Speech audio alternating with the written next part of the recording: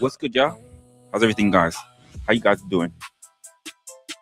So we're just kind of in it, and just doing our thing right now. What's going on?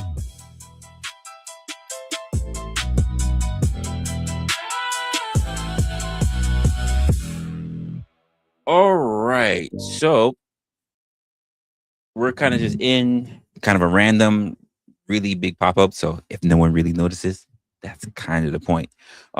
Just kind of came in last moment, and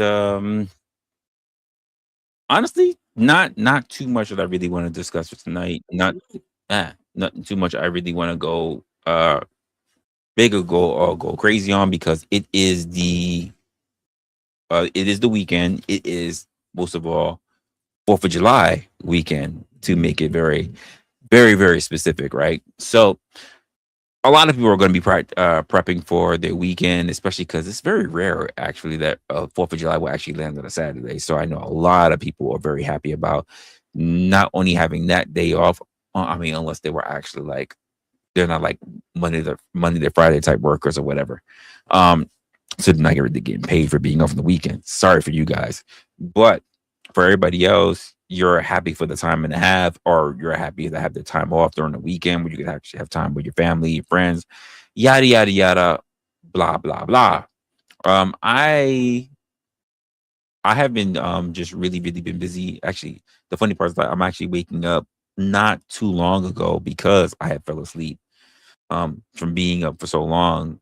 And then on top of that, well, first of all, I was dealing with a whole lot of work stuff. And then after the work stuff, came home. And then after I thought I could work on stuff, and then I fell asleep to wake up just 2 hours, roughly 2 hours before we had to actually do a stream. And rather, before I decided to start a stream, just put that way. It's not like it was scheduled. But that's probably something we should probably get into a little bit later. Nothing to worry about right now. I kind of think that this is something that I want to eventually tie down so that we can have an idea as to what we're doing, as what we're talking about. But if you take a look at something that I really talked about early in advance, is that I am very much into the I am very much into the aspect of seeing, experimenting, and then doing. And when I say seeing, experimenting, and doing, it's like seeing what's already here, experimenting with new things, and then doing something to either amplify or to change that entire dynamic of what's been going on. And I follow that method through a lot of things that I go through in life in general, whether it's in a relationship, whether it is with people that I meet, whether it is professionally, or whether it is for content, right? And that's not to say that anyone else needs to do whatever. This is not about anyone else. It's about my particular process in it. And I am always looking for not an advantage, but looking for a home as to what I do, what's important, and how to move on from there. Now, today's stream we don't really got too much going on. It's nothing really focused on. It's kind of like we're just doing whatever. And by the way, because we're just kind of ringing it, if no one has anything to say, or if we don't have anyone in it, makes it even better. I can just drop everything because I don't have a topic, which is great because I have so much stuff that I have to focus on in the upcoming weeks to where we will have something more scheduled. That's all I think I'm gonna say. More scheduled and more controlled, and I'm just not willing to say anything more than that at this moment. Let me go look at my chat just to make sure if anyone actually does come up, because I could just easily just talk forever and never see anything going on. Outside of that, I, oof, it's like I kind of want to just tell you guys, not because I want to talk about it, but kind of tell you guys what's upcoming so that you can know what's coming up. At the same time, I don't want to because I'd rather you just either see it, or if you're a person who actually does follow the channel, then you'll get the notifications. And if you care, you care. If you don't, you don't. It won't really apply to you if you're not really a person who cares about uh, the feel, the theme, and the direction of the channel anyway. If you're just someone who really just comes around, you're just waiting for ish to kind of take place.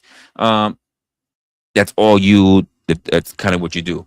Um, for a lot of people, as I put for a poll in the chat, it's something that I already know. So it's something I already personally know because I do it myself from time to time, and then therefore I have been literally in the last 3 months, I've been retracting, pulling myself back from doing it. I literally have like sticky notes, like remind myself not to do it. And that is the fact that a lot of people will come into a stream that a live stream or a content creator creates, and they may be brand new, or maybe they just have a low level amount of subscribers, and it's always so interesting to me that how many people will come into a chat and then immediately leave because it's not that the content creator doesn't have anything valuable, and I'm not talking about myself. You could put me in it if you want to say it that way, but I say this for everybody. Everybody starts off new somewhere in life. Somewhere in life. It's a new job. It's you're starting in entry level. Whether you're shifting careers, you're starting something new, you have a brand new hobby, whatever it is. Somewhere along the way, you are fresh to the game. And for some reason, if you're not already looked at as being established, which is kind of crazy because there are new people who are born every day. And yet we don't expect new people to be born to start walking already, talking already. The same way how we don't expect everybody who decides to do this thing that we look at as, say, content creation, right? To already have everything all together. And like I laugh because like I was having this conversation with somebody, I'm not gonna say who, but somebody where I had to conveniently let them know, like, do you understand, like, for the shit that you're saying, for the people that you're looking at, for the time spent that they've been doing what they've been doing, and you're not even doing what they're doing, by the way. They've spent 5 to 8 to almost 10 years before they got the following that they got. And these are people who have been like almost online for almost 10 years or so, right? And they only have, like, say, tens of thousands. Maybe they have 30,000 or 20 something thousand or whatever. But it's organic. It's organic to them and to the people that follow them. And here you are, less than a year, less than 2 years, maybe even over 5 years, but maybe you've had multiple channels, so you've been trying to fumble your way through the dark. And there's not a problem with that. We all fumble our way into the things that we want to really focus on. But the idea that just because you've been doing work, you've been doing things, means that you should be getting traction is not the same thing.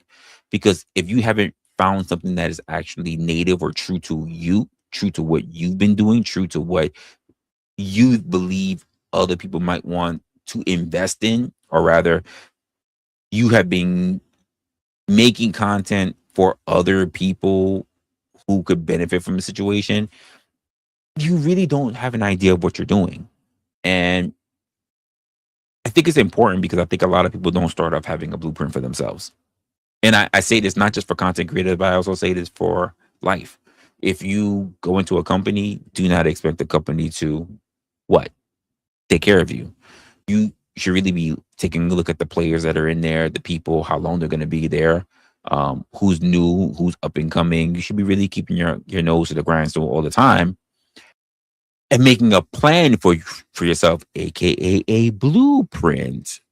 We do this with we should be doing this also with our friends as well, whether we're with elementary school, high school, or even a university. See who's the who's the people that's popular, who's if they're not popular, who's the person that knows somebody, who's the middle person, who's the one that can get in the doors, who's the person that can spread a good word when you can't build that relationship with that person themselves. There's nothing wrong with any of that stuff whatsoever. But it's just so interesting when I tie it and now look at it in terms of how we move as individuals online. Because here's the funny part. How we move on the internet is vastly different than how we move in real life. In real life, you're expected to do either do hard work and expect to be acknowledged, which let's be honest, that's not happening. It's not really happening. It is, even if you are looked at as being really good at what you do, the idea that somebody will walk up to you and then give you a push forward without you actually having to apply for it yourself is slim. It's so slim. It's not. It's so ridiculous. So that means for the majority of people, we have to do our own work in order for us to be acknowledged. And I mean, past the point of just being too good, we actually have to fight and advocate for us being able to have upward mobility. And the same thing happens for, say, content creators. I can't tell you how many times I run across people who will see my. By the way, some of you are weird. Let me explain. Because some of you guys and the people who tend to respond, especially by email, or I get a weird Discord, those who actually find me on Discord, will send messages. Thank goodness, like I almost said thank goodness, but it's not true. Like maybe I don't know. Maybe we should talk about that as a group. Maybe I should start a Reddit. But there are people who will turn around and say the weirdest things, like how people should already be established. That's one of my besties. How things should already be established for a content creator, never doing the work themselves, by the way, or what should be the way to go about things. All the weird little tidbits. I'm not worried about that whatsoever. But then I get this not only from viewers, which I'm always willing to go hear and watch and pay attention to and do a little bit of assessment on the research of what viewers bring to me, but I also do this for also other creators. And what I've come to notice over time is that most people, whether they're viewers or creators, are really talking about what they are interested in and not what the overall theme of what something is supposed to be. So I akin this to the movie Get Out. Get Out, great movie. Jordan Peele made a great movie there. But how many of you actually watched the movie Get Out? And then how many of you actually know that there is an alternate ending? The alternate ending should have been the real ending, because the alternate ending is actually the ending that is more closer to real life. But instead, we got the ending that we got, right? And it's like there are people who want to give you the ending that they want to give you, which is typically the normal ending, when the truth of the matter is that the alternate ending is the one that we typically have to go through. It is going to be a long road. Not everybody's going to like you. Not everybody makes it. Not everybody who decides to be a content creator makes it. Not everybody who decides that they want to pick up their phone or get a microphone or a camera or whatever is going to be able to do the thing that they want to do. But also, not everybody who is online, regardless of how continuous they are, is also going to be a person who is making money. Now, I am willing to have a conversation about a lot of things, but I believe that a lot, and I'm actually, this is a good moment right now. I'm actually going to call some of you out because I've been doing a lot of research over the last little over half a year now, and I'm realizing that a lot of people not only judge me, but judge my content based off of not what it's actually been, not actually what I've done, but actually what they want it to be. And I run into these people, brand new people, by the way, people who are not even a part of the regular space or whatever, people who have been in my jail, who got released from jail, and all kind of stuff. They just want what they want, you know. And I think a lot of people forget something that's very, very important.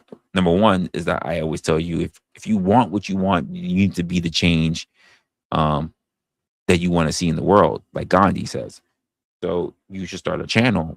Because I think if people go out of their way to at least attempt to understand just how difficult something could be, then they wouldn't willy-nilly just throw their expectations onto other people for things that they're not willing to do themselves. That being the first thing. And the second thing is they would have more respect for people having a normal life because, quite frankly, they are supposed to be having one themselves. Now, not everybody's life is the same.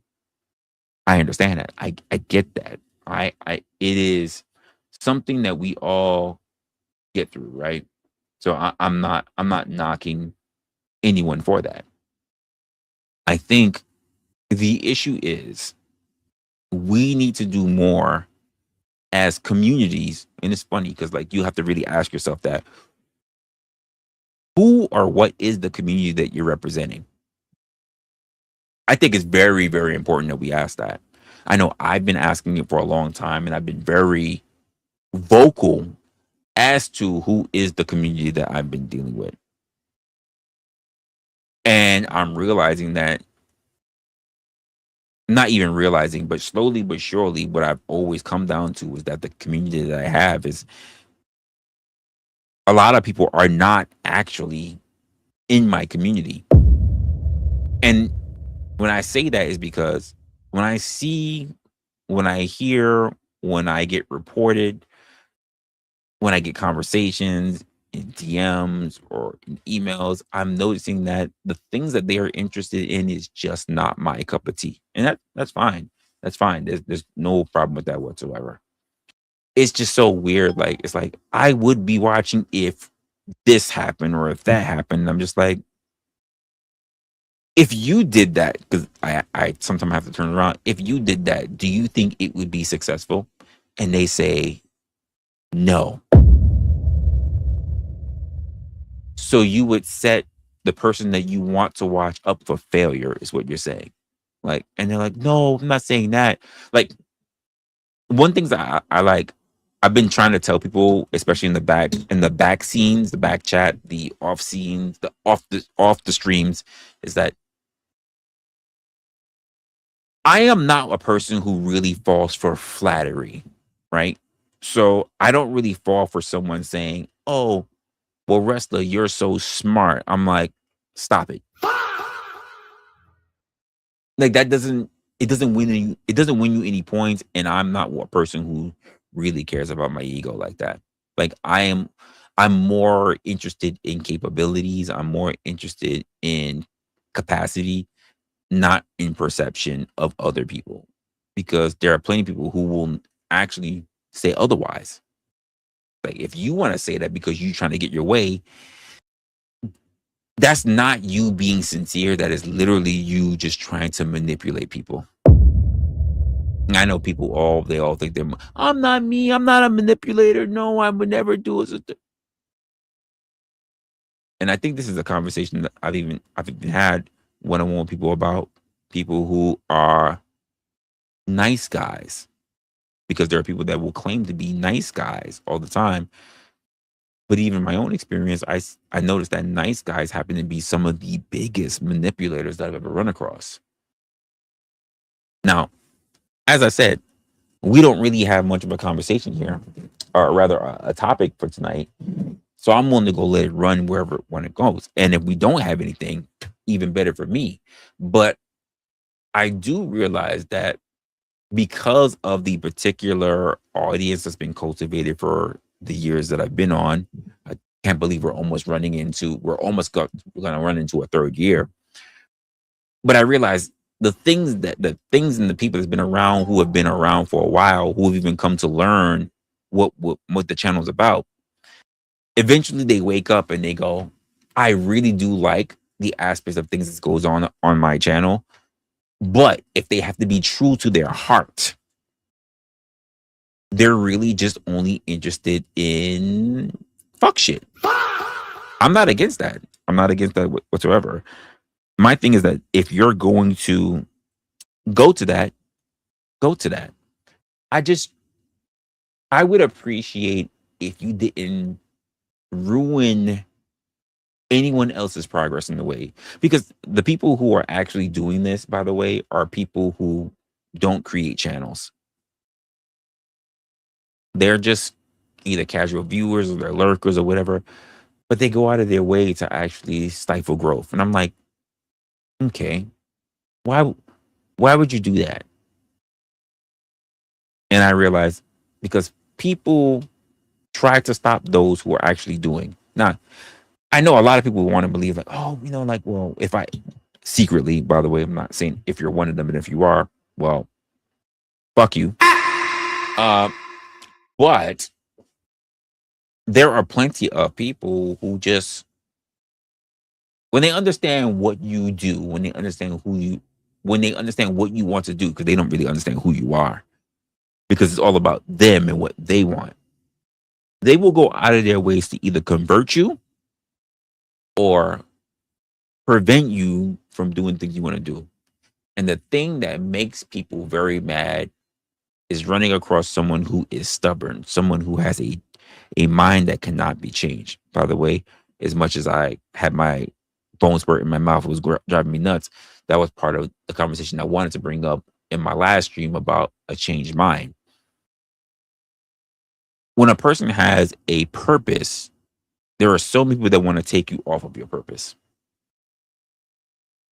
And for those who actually get it done, for me, what I'm hearing is that the purpose wasn't really strong enough for you.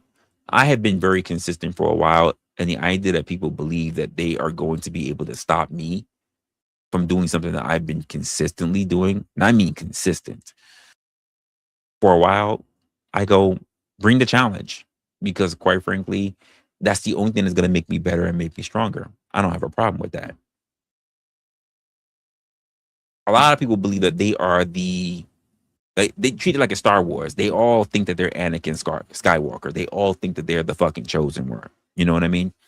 So they all believe they're going to be the one to make or break somebody. And I just go, bring it.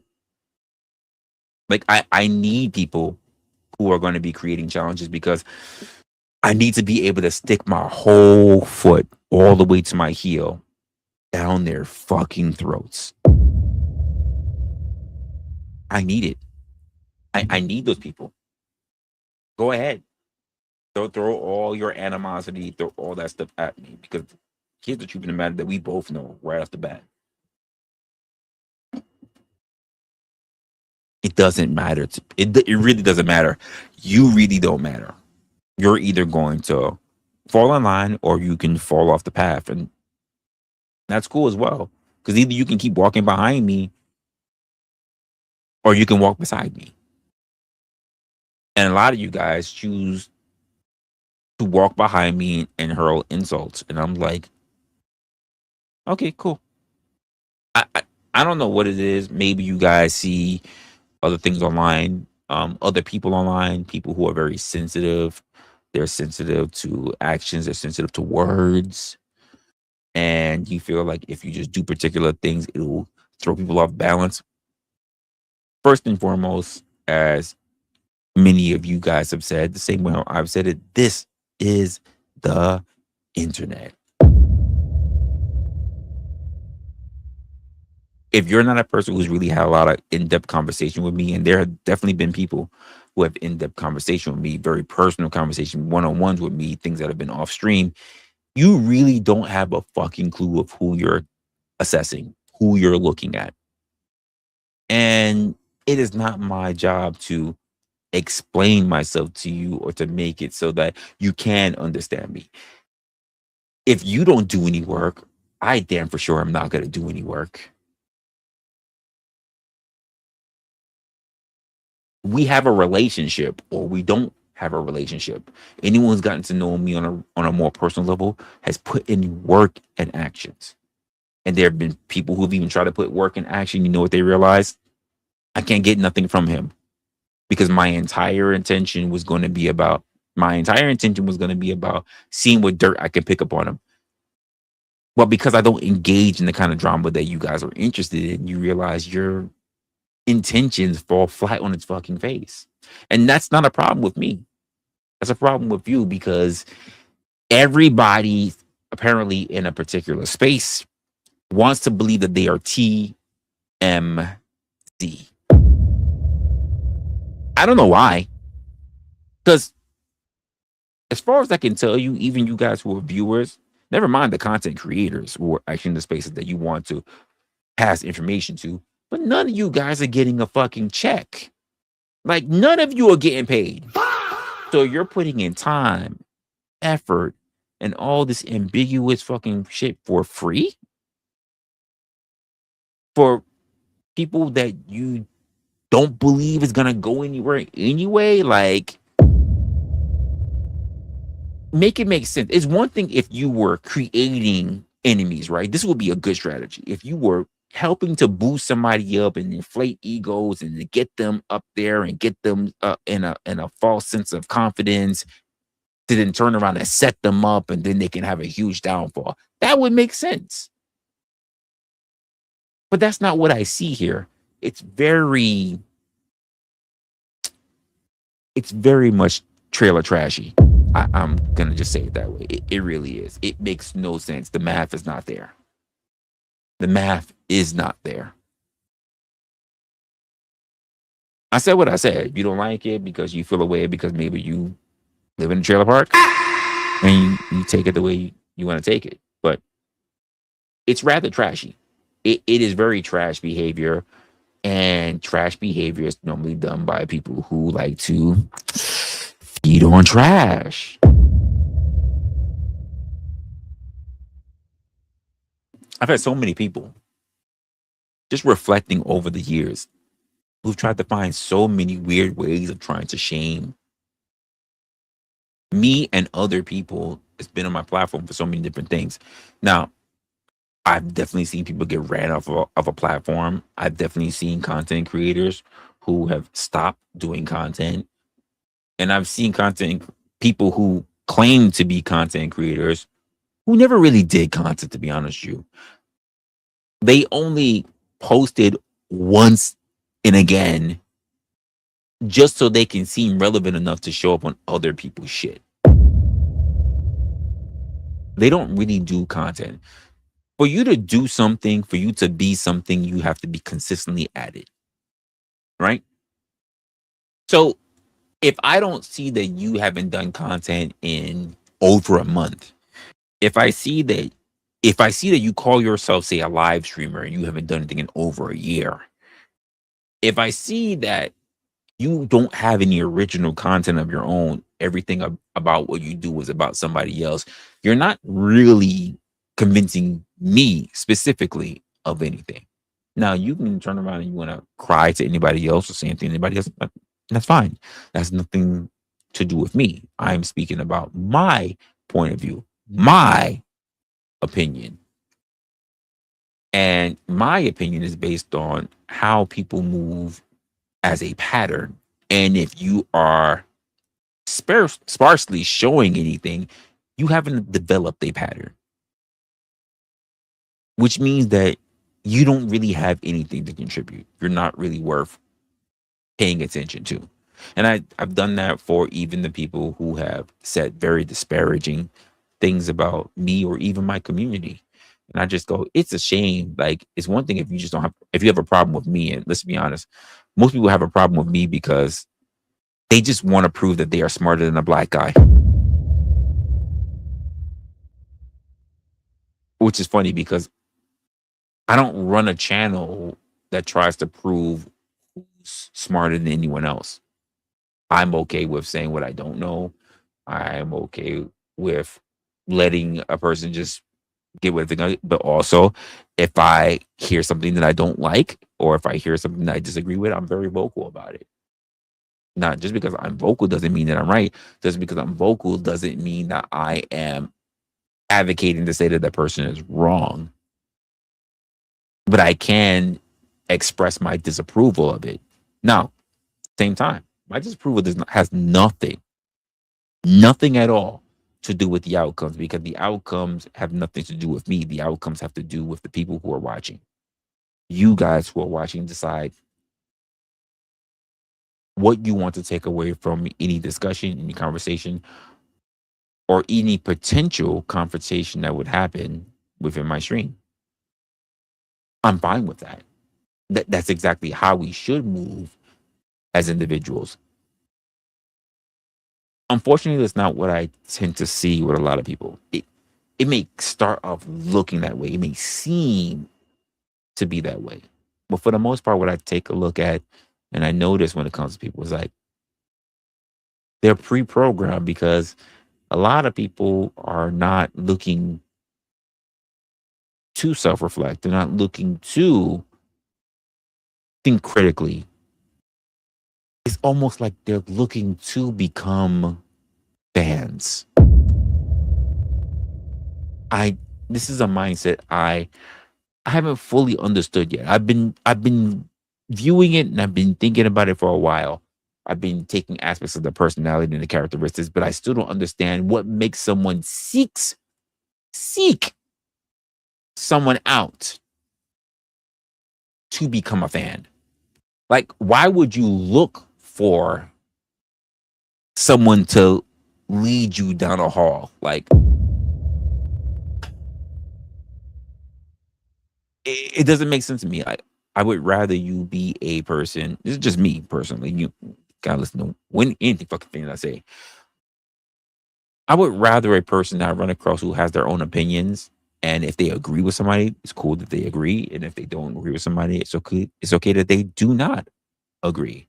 But the ideal that somebody would only look for someone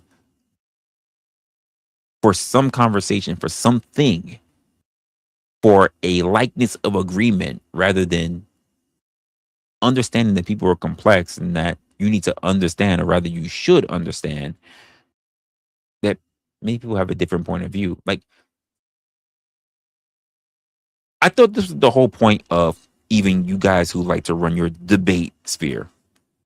The idea that the entire purpose of having someone who has a contrary point of view is that other people could be enlightened to hearing something that they may not have actually heard before. But that's not what I'm seeing when it comes to followers. I'm noticing that people are seeking not to hear a diverse perspective, but they're actually they want to hear what they believe in and what they want.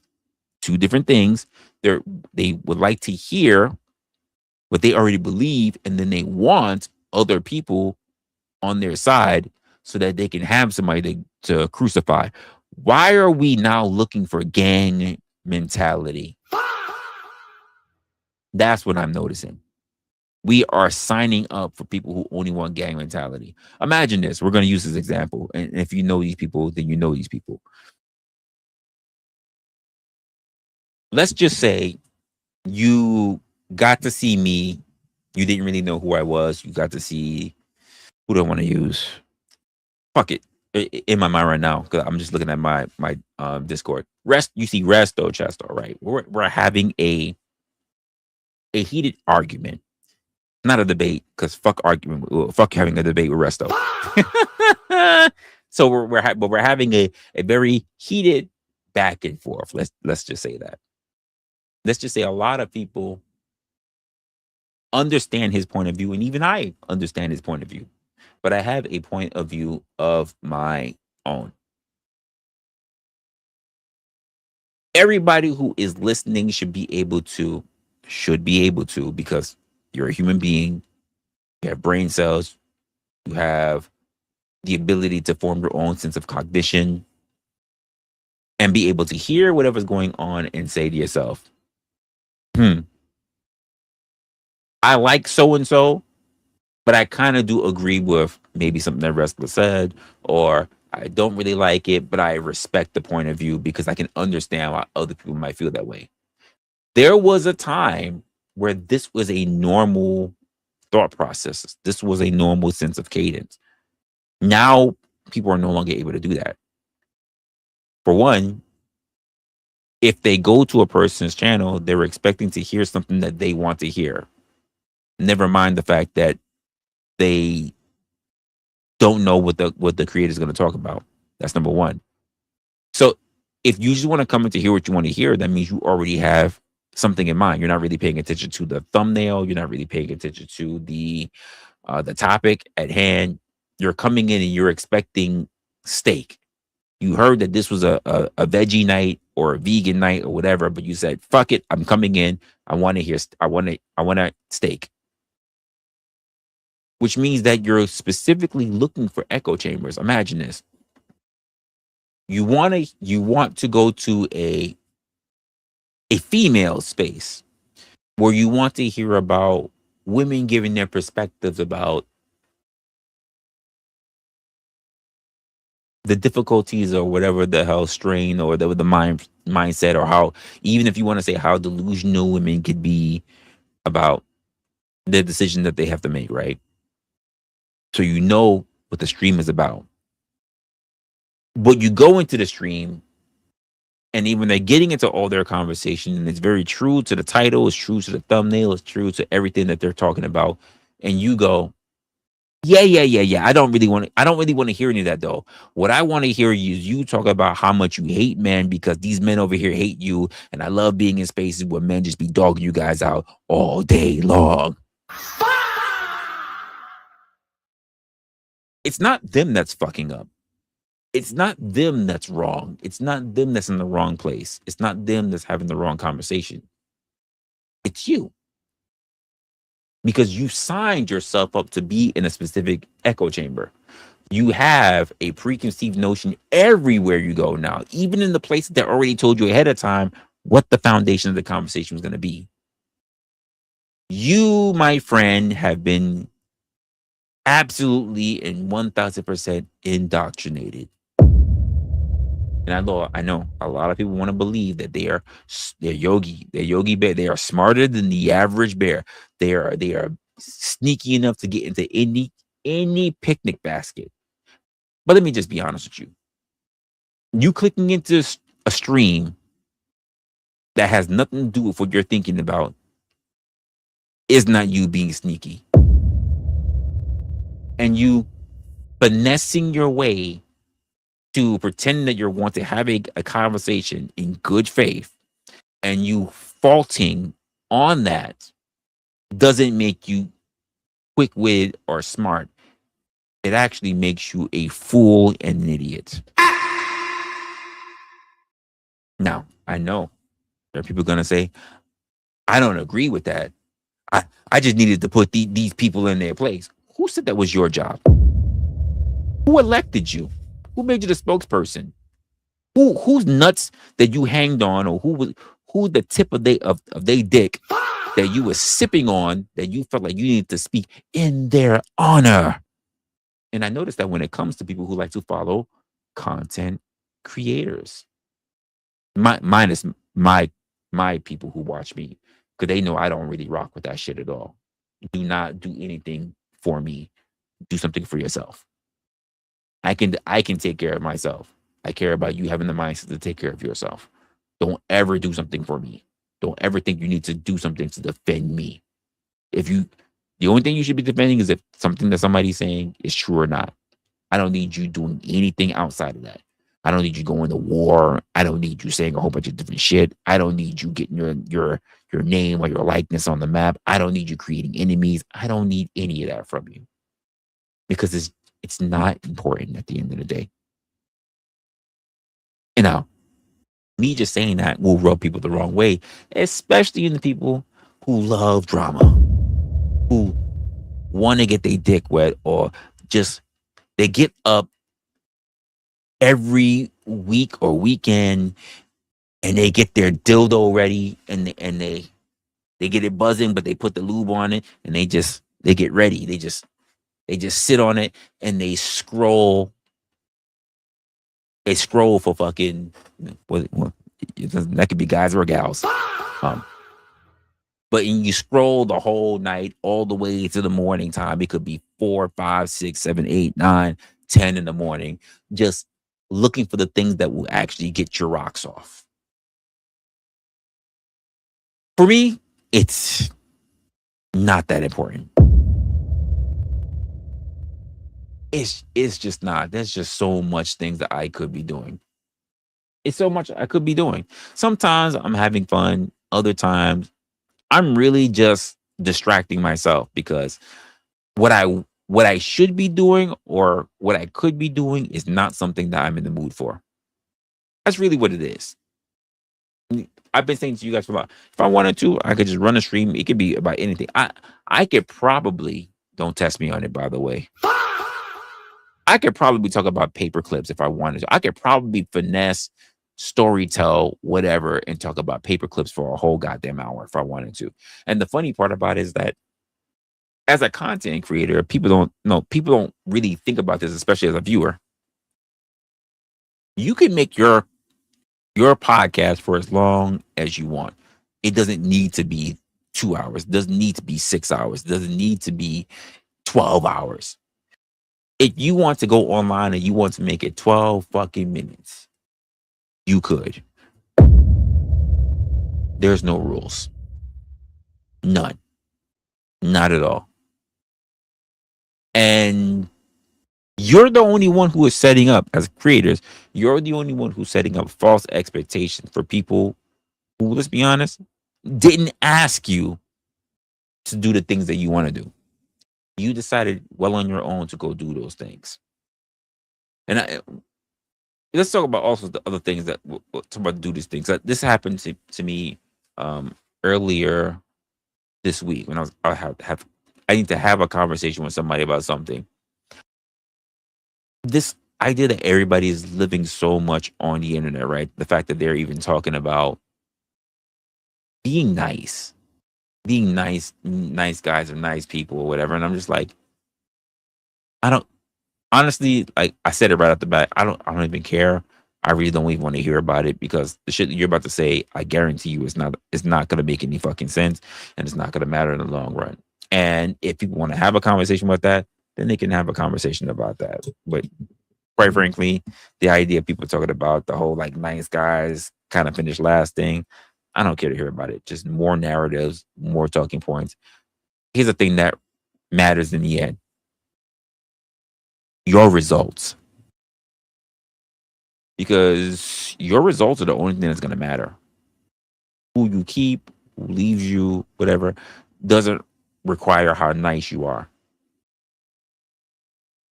You could be an asshole and get left.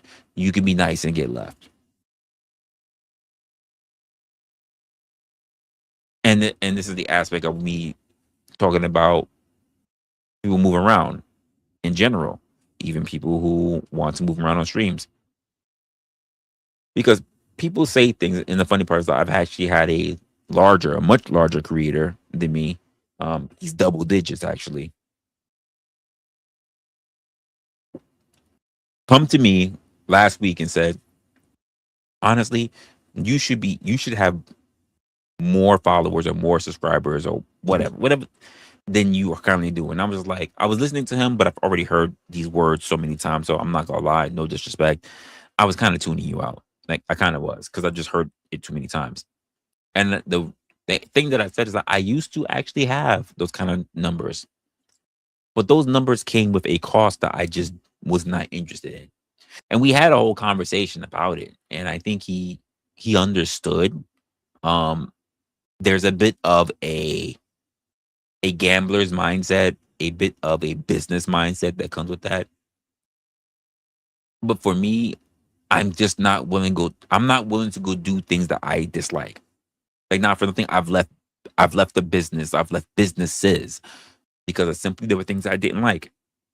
And part of the issue that I run across, even with you guys, is that let's be honest,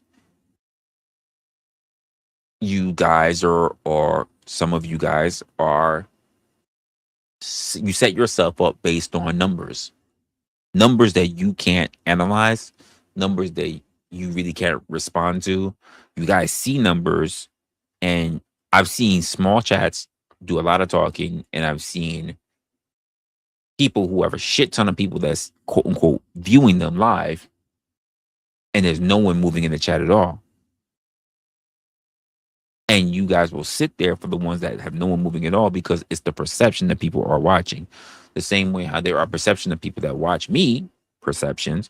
The truth of the matter is like, honestly, they could just be having me on one page or one tab, mute, and move over to another tab so they can watch their favorite porn star. And they could be stroking it out while they're showing support. It could just be that. However you choose to do your time. For me, I really don't do it because I really don't watch panel shows, and I think that's part of the reason that people have a big problem with my platform is that they desire, they ache, they curse the fact that I don't make it a panel show, and I'm just like, you have places to go for that. Well, if that's the case, I'm just not going to show up anymore, and I'm just going. You have that right.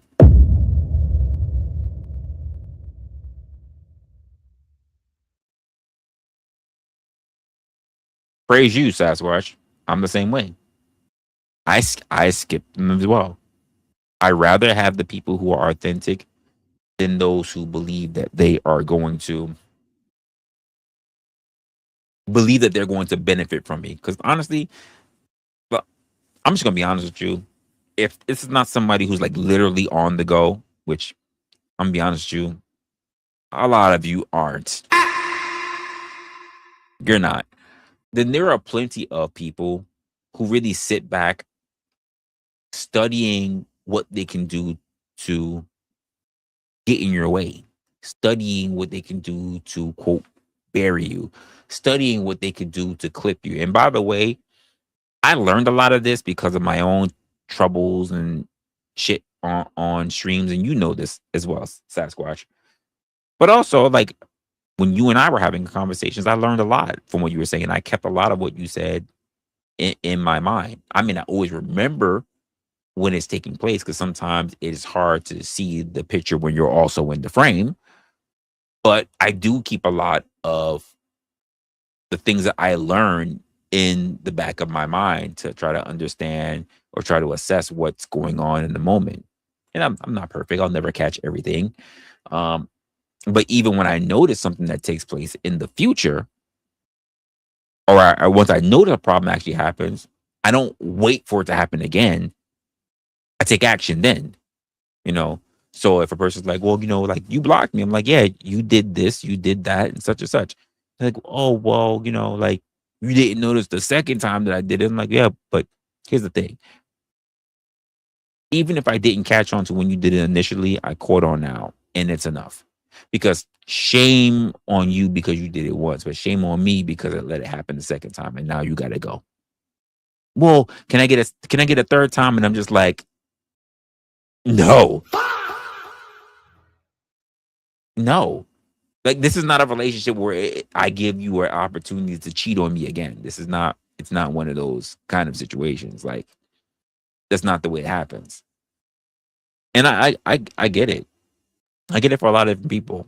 A lot of people just want to see what they're accustomed to because these are the only things they seek out for. And I get it.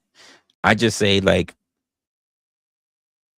sometimes there are other things that are also as good, but I can't force you to have that.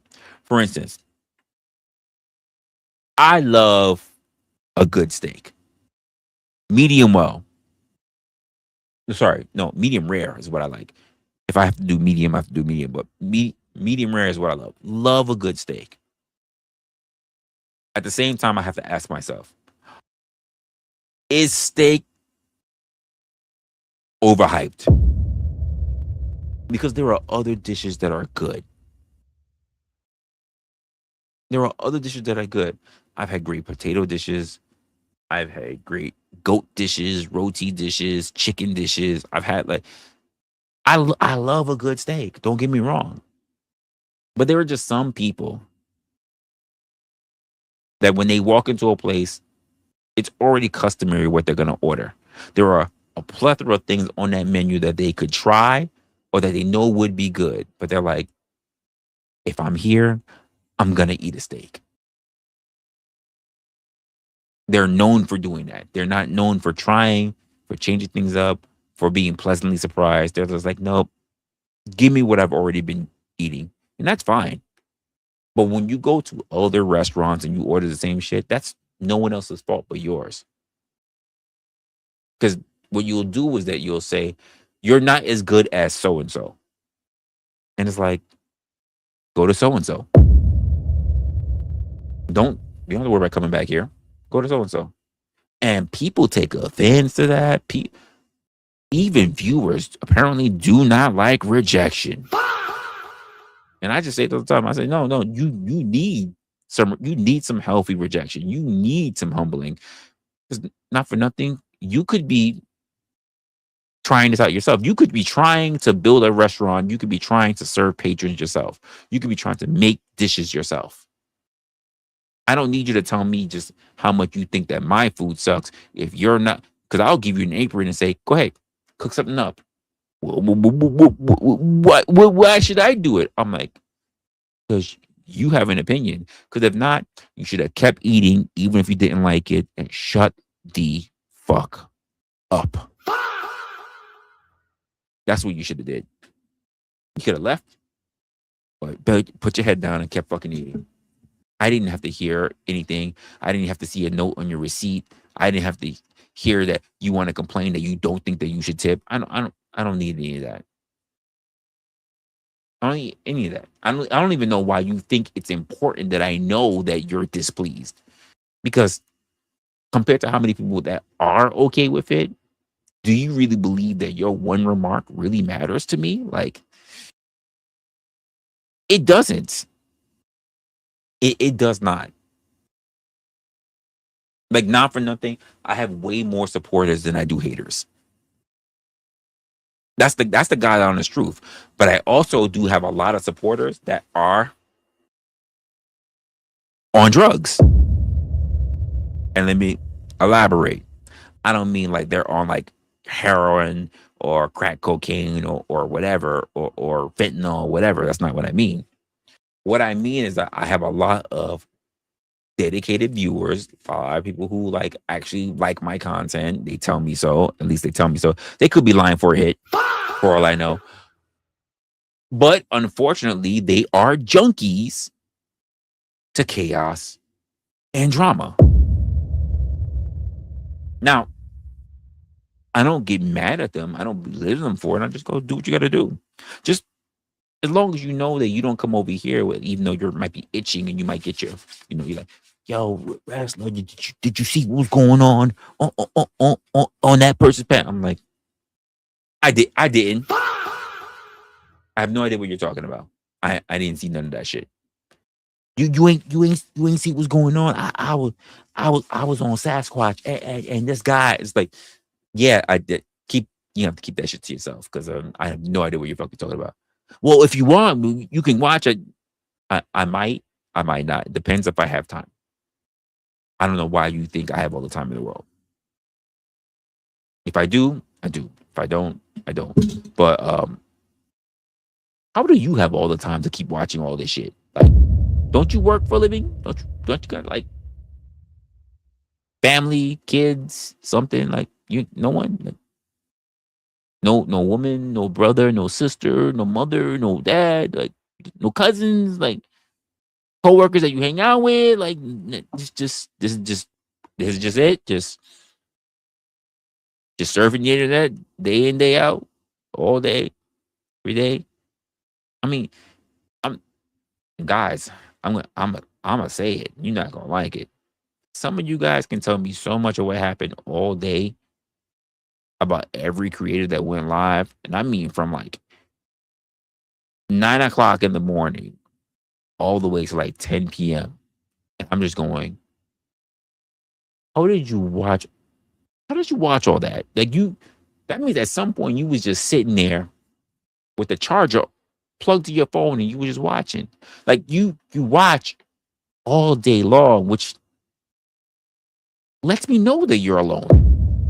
That you don't got anything going on. You are absolutely dolo.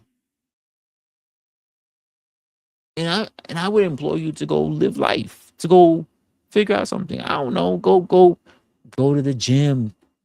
Go get a hobby, something. But the idea of you just because here's the truth of the matter. If something happened, whether you're on your phone, your tablet, your laptop, your computer, if something happened, because apparently at this point you're living life just to watch content, which is crazy. But let's just say you lost your eyesight. What would you do next? What would you do next? Are you still going to be trying to flip through your phone to listen to panel chaos and try to figure out who's talking because you no longer have your eyes? Is that what is most important to you? Because if this is it, if this like honestly, like if the internet went away or if you got to pay your phone bill or we had a heat wave earlier today in New York, like we literally had blackouts in areas of New York. What would you do if you had 5-6 hours with no power, no internet? What would you do? I would just get on my phone. What if the satellite, like power was out, satellite down? Like, what would you do? Would you read a book? Like, would you go make dinner? Would you go work out? What would you do? Or would you say, I can't deal with this? I'm gonna go to sleep. You would pass your time by going to sleep? I think not for nothing. I think that's the majority of people. They're gonna go to sleep. They're gonna take their ass to bed, and hopefully, when they wake up, they're gonna hope that the internet is back on. This is sad. This is a sad turn of events for me. And the more I look at people online, the more hopeless I am for people online. I used to be very, very, very hopeful for people, but the more I watch how people are, the things that people argue about, the things that people fight about, what they consider to be therapeutic online, all this other stuff, I'm becoming very disheartened by what I see. Because people will still claim that they are the superior species when it comes to thinking. And that is not being reflected. I literally had someone who is a therapist tell me, I'm gonna say my name, Resla, like you'd actually be a good therapist. I can understand if you didn't want to do it because it would take me a hell of a lot of years to get a master's and a doctorate and everything. They were like, but you would actually be a good therapist. And I was like, They're like, no, you just need the training and the foundations and the time and people to look at you. But you would actually be a pretty good therapist. And I'm just like, it was one of the areas I thought I might go into, but Is what it is. But I also can say, like, given how I am now, it's not a thing. I don't think I'd be a great therapist right now. That's what she said. I would need the training, but it was a still nice. It was a nice compliment. Not the first time I ever got that compliment, but oh shit, damn, Mayo, what's good, man? How you been doing? Mayo Monkey in the building. Um, yeah, it's not the first time I ever received such a compliment. I just wouldn't really put myself through all that because I've seen a lot of different areas that you could get training, and let's be honest, even with all that training, you're gonna have to turn around and do a lot of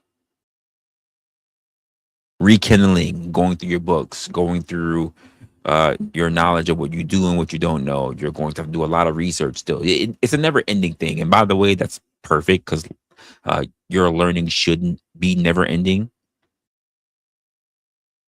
which is actually, side note, it reminds me of a conversation I was having with somebody, right? And we were thinking about old sayings that comes up in English, right?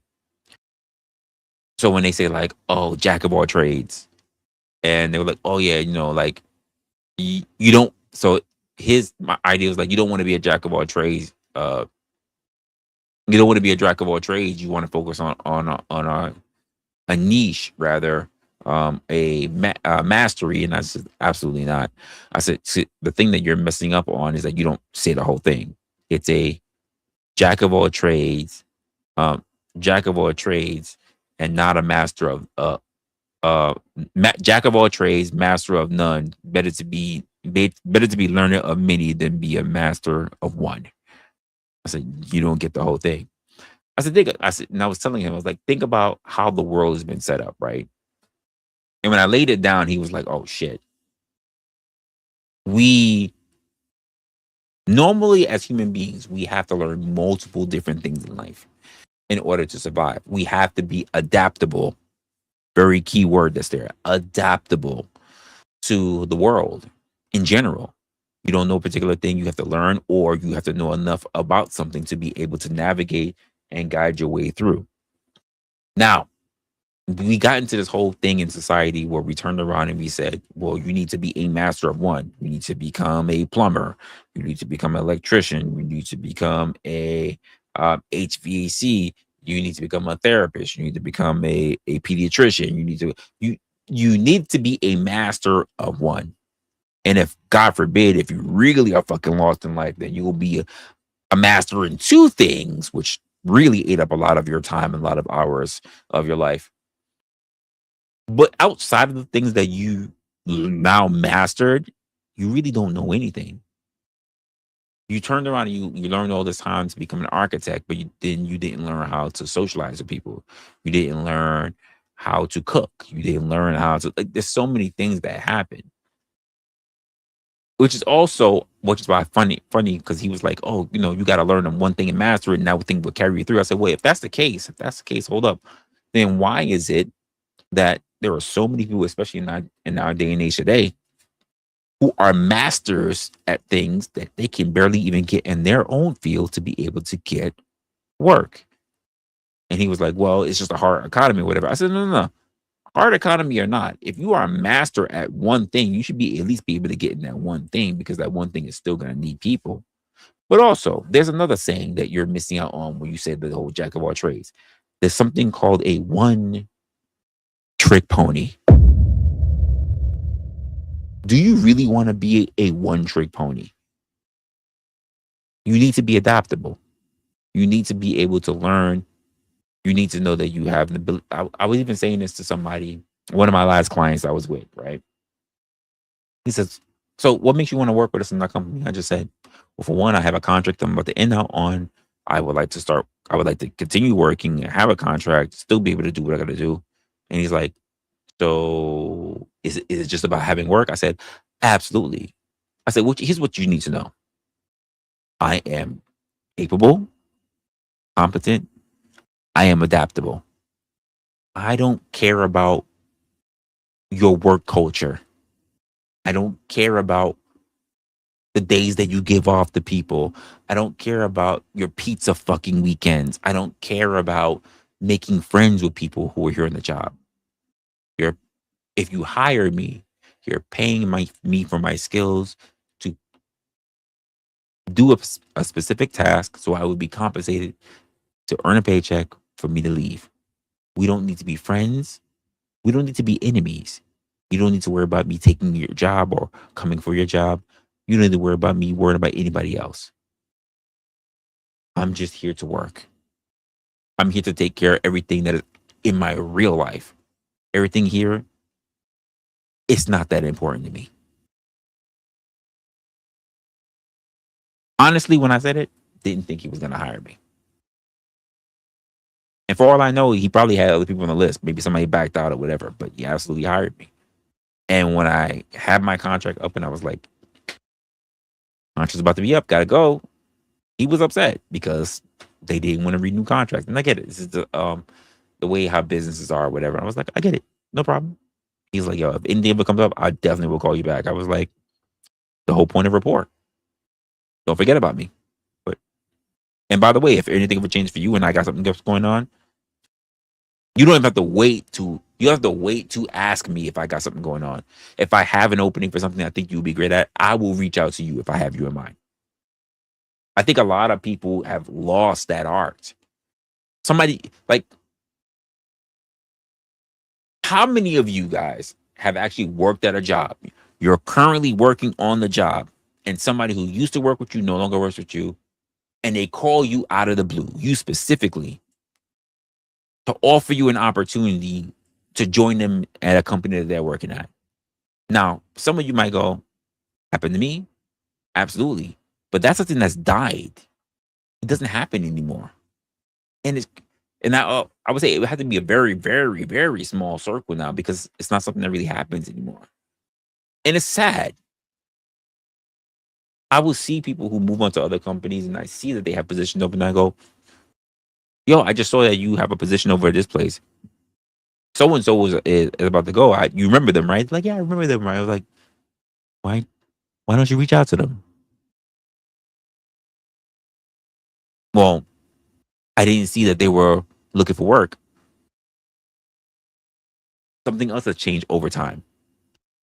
There was a time where if you really were diligent at your work, hard work, by the way, your bosses or your supervisor, whatever, people who know what you did will walk up to you, tell you to go take a walk with you. You didn't know if you were about to get reprimanded. You didn't know if you were gonna get promoted or what.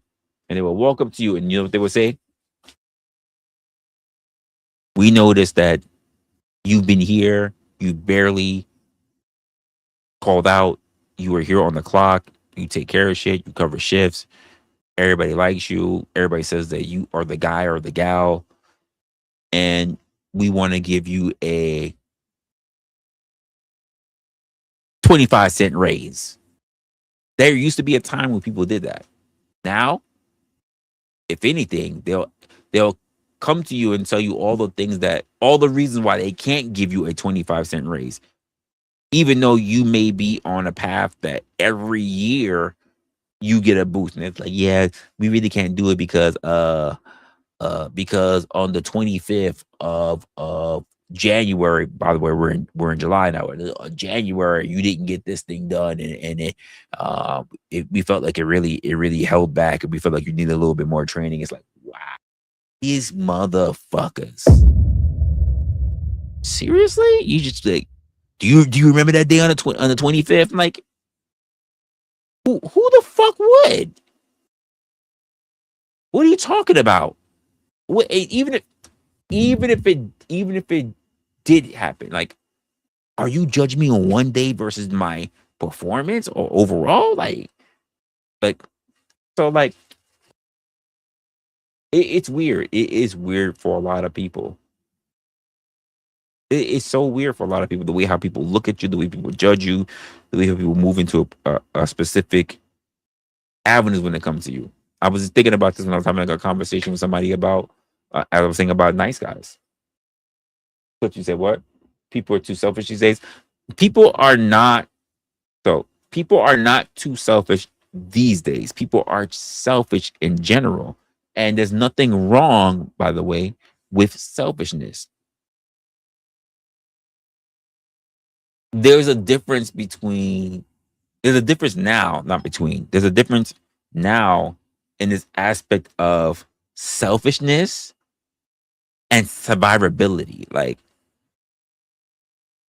the only time, here's the truth of the matter. When I was working the job, here's the truth of the matter. I never really saw pettiness when it comes to selfishness until I worked in a place for unions. Union people are some of the most pettiest, conniving people that I've ever had to work with. They plot. Now, people may not just like you. In regular jobs, they say shit, and it's kind of up in the air. If you're really known for what you're going to do, for what you're really good at, well, everything's good. Hey, oh yeah, we saw Resla. Resla was he was drunk at work. Remember that time when we had the whole rally, we had the whole picnic and everything, and he had the whole presentation. He was drunk that entire time. They're like, he was? He killed it. He killed it. He was drunk? He did that good of a job? Are you sure?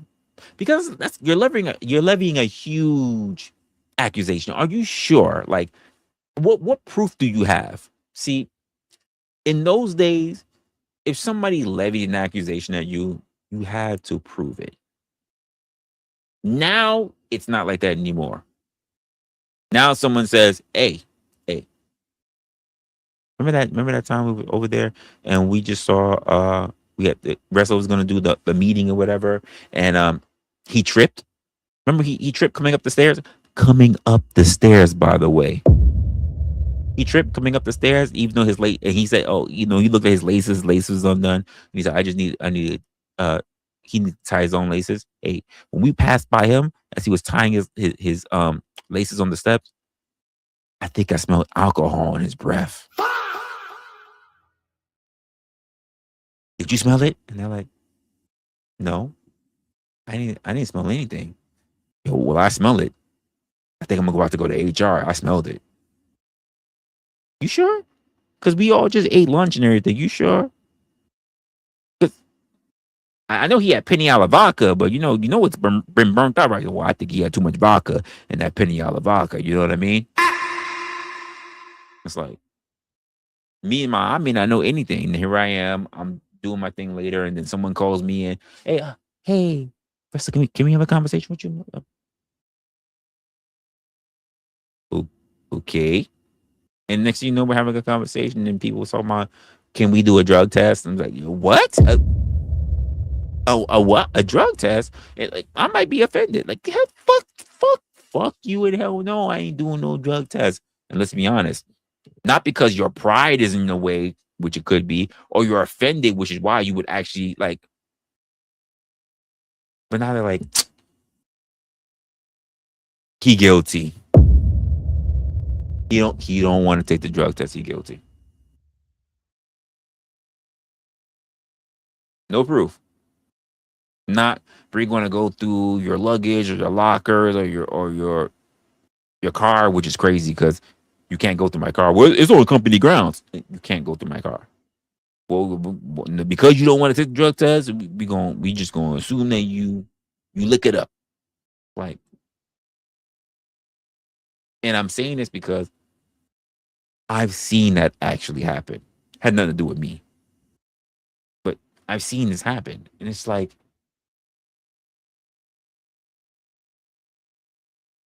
but when you hear the thing about the guy, right?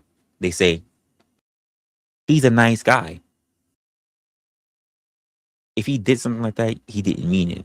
And I have to say this about people who perceive themselves to be nice. Oh, what's good, Miss Raven? See you in the building.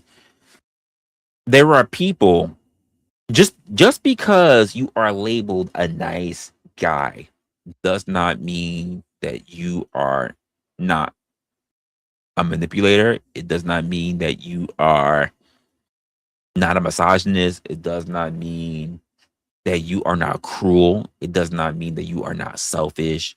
Uh, Like, I don't know where this whole idea for them come from. Like, the one thing I tell people is I say, whatever you heard about me whatever you heard about me that's bad is probably true. Well, everything that you didn't hear about me is probably also true. Do your own work. Don't rely on other people's testimony. So it happened often. You worked in IT. People pull the friends of companies and agencies. Then they leave X amount of years and return like a new position. Yeah, yeah. Honestly, like there are people who I know who left jobs and like literally within a year. Like, what you do for a year? I'm not gonna lie. I did unemployment. I sat on my ass for a little bit. I went on a vacation with me and my wife, and then I came back and then I applied back at the company. And the company had a different job, and the company was high. The job was higher, and I took it. And I'm like, and they just gave it to you. He's like, well, they looked at my experience, which was already with them. They already knew I managed people and everything else. I already knew what to say and everything, so they hired me for the job. I'm just like, you son of a bitch. Not that he left, went to another company, had a higher position, whatever. Just took a year off, came back as a manager. Ain't that crazy? And that happens as well. Some people leave and they do the manager job at somebody else's company and they come back. Hey, yeah. But I also say this: when you show up to somebody else's job, and I've said this to so many people, when you show up to somebody else's company, I get that you've been a manager or whatever, sales associate, sales leader, whatever the fuck you have to learn what's going on in this company. We don't want we don't want your bad behavior or your bad habits from your previous employer to be the thing that you do here. Now we can have a conversation about things that we can take possible risk on to be more beneficial, or things that be good ideas in order to streamline processes that we have here. But don't come into here, claim that you got training, and then turn around and say, well, this is what I did when I was over at Blase Blase. I'm like, yeah, fuck that place. That's why you don't work there anymore, right?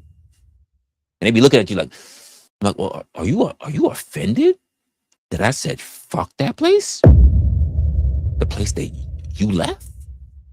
Place that wasn't paying you enough so that you came here to get a paycheck? The place that you escaped? Are you mad that I said fuck them? They're like, no, Resla, I'm not mad. I'm not mad. I'm like, oh, okay. You kind of flinched there for a moment. I just thought you were taking offense, when I said fuck them.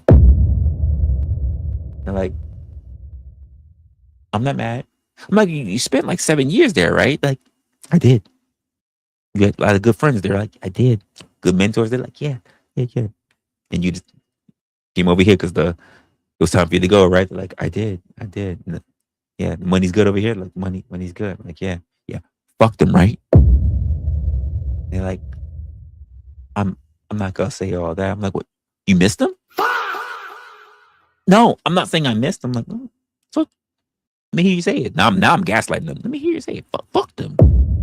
You on this team now? Yeah, fuck them, right? They're like, I'm not gonna say that. I'm not. I'm just gonna keep. I'm like, sound like somebody's a little loyal doggy. Sound like someone's not gonna bite the hand that fed them. Now, what do you think? Maybe I probably should have went to HR for that, right? I didn't, but I probably should have went to HR for antagonizing, because I absolutely was antagonizing.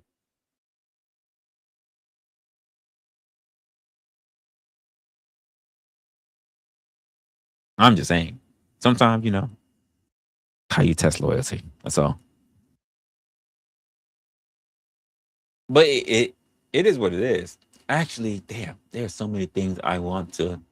I have so much work that I need to do, especially the next upcoming weeks. I wish I had the time. I know I'm going to need some sleep a little later today to do so. It is actually what time is it? What time is it? Because I know it is Friday, so you guys are probably looking for someone to do some, I don't know, some live or debate shit, whatever the hell you guys do. I don't know. For all I know, you could be looking for Crystal Metheny to do a stream so that you can do your thing behind your counter at your desk, whatever you want to do. It's nothing to do with me. Hey, we listen, and we do not judge. Okay. All right, let's just admit it. That didn't happen. I don't care what he said. We listen and we don't judge. So we run it from there. Outside, you said lies. I mean, outside of that, we are going to have some things in the future. It's gonna be pretty good. I'm a bit excited for it. Not excited may not be the right word, but I am looking forward to it. And we'll see what it runs from there. Not that I expect much to change from Night Crew, but I like what I am working on, and not for nothing. If I like it, it's what I'm gonna run with, because not like many other people are really going out of it to help out with anything. So it's all on me anyway, right? It's either you with it or you're not. And if you're not, you can always exercise your right to do the thing that you feel that is best for you. I do want to take a quick break because there are some things that I do want to work on. I not work on, but there were things that I want to take a look at, and there are a couple of things that were hitting my algorithm, but hearing a bunch of noise, and at the same time, while I want to check on it, I do want to. I'm getting a now. What am I getting here? What am I getting here? So I do want to check out a couple of things as well. So being that we don't anyway, I want to check that out, and then I'm gonna come back, and then we're gonna see what is some of the stuff that's going on. Stay tuned, because either you're with it or either you are not. It's up to you. We'll run with it from there. All right.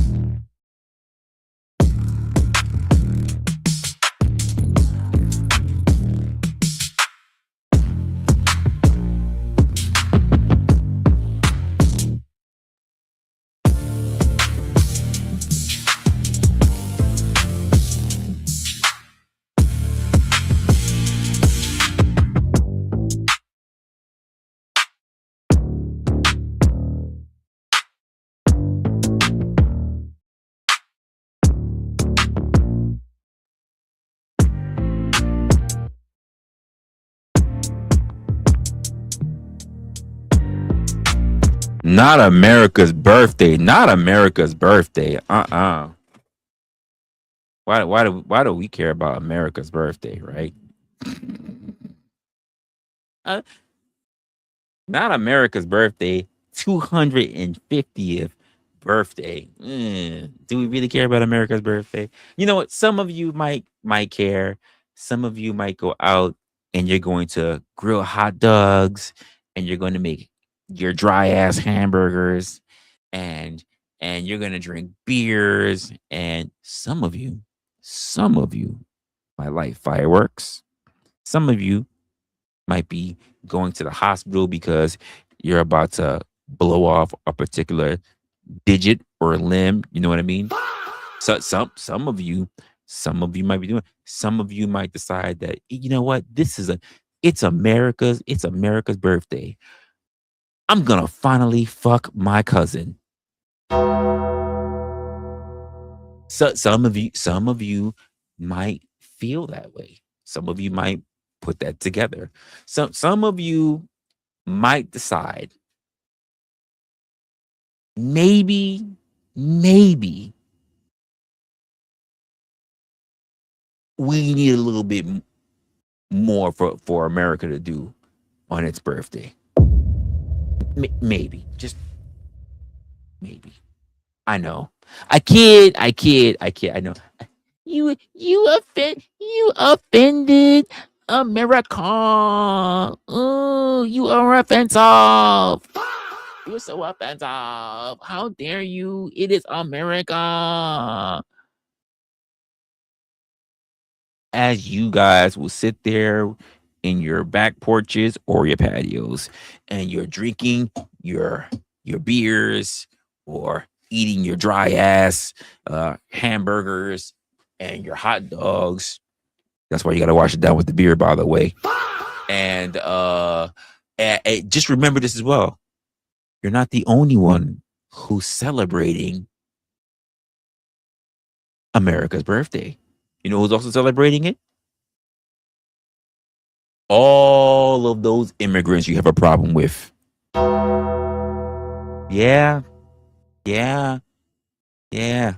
You're gonna be lighting your fireworks, and they're gonna be there. Oh, oh, say, can you see? Oh, say, can you see? Oh, say, can you see? That they're just gonna, because I mean, let's be honest, do they even know what the amendments are? And they've probably been here for 6 months or so. Like who knows, right? But hopefully you're hoping that they're gonna learn, and hopefully they will be productive members of this society, and they will be contributors. Even though I gotta admit, and I saw some stuff today that made me feel like, damn, it might be better. It might be better to be an immigrant. I'm not gonna lie. I was like, you made how much? How much money? And I, I'm I'm American made. You made how much money? That was crazy. That was craziness. Well, that's what I saw. That's what I saw. Let's see. Let's see. I was seeing some of it today, and we can go over it.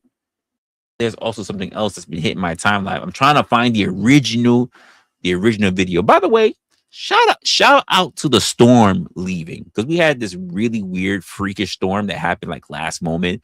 And I thought I wasn't gonna be able to go live, to be honest with you, because it was like it came in so quickly with all the rain and everything like that. But it cooled things down because we had such a heat. This is the hottest day that we've had so far. It was like we're in the 90s. I know. To you guys in Texas or to you guys in Florida, whatever, like I know you guys are close to hell anyway. So it doesn't matter.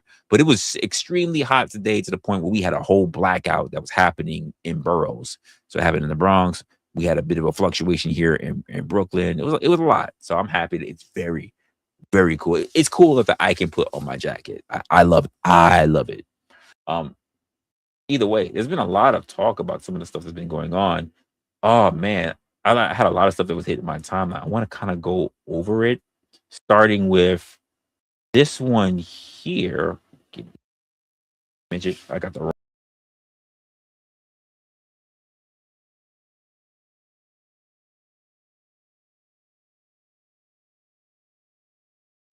See, hit the wrong button. Here we go.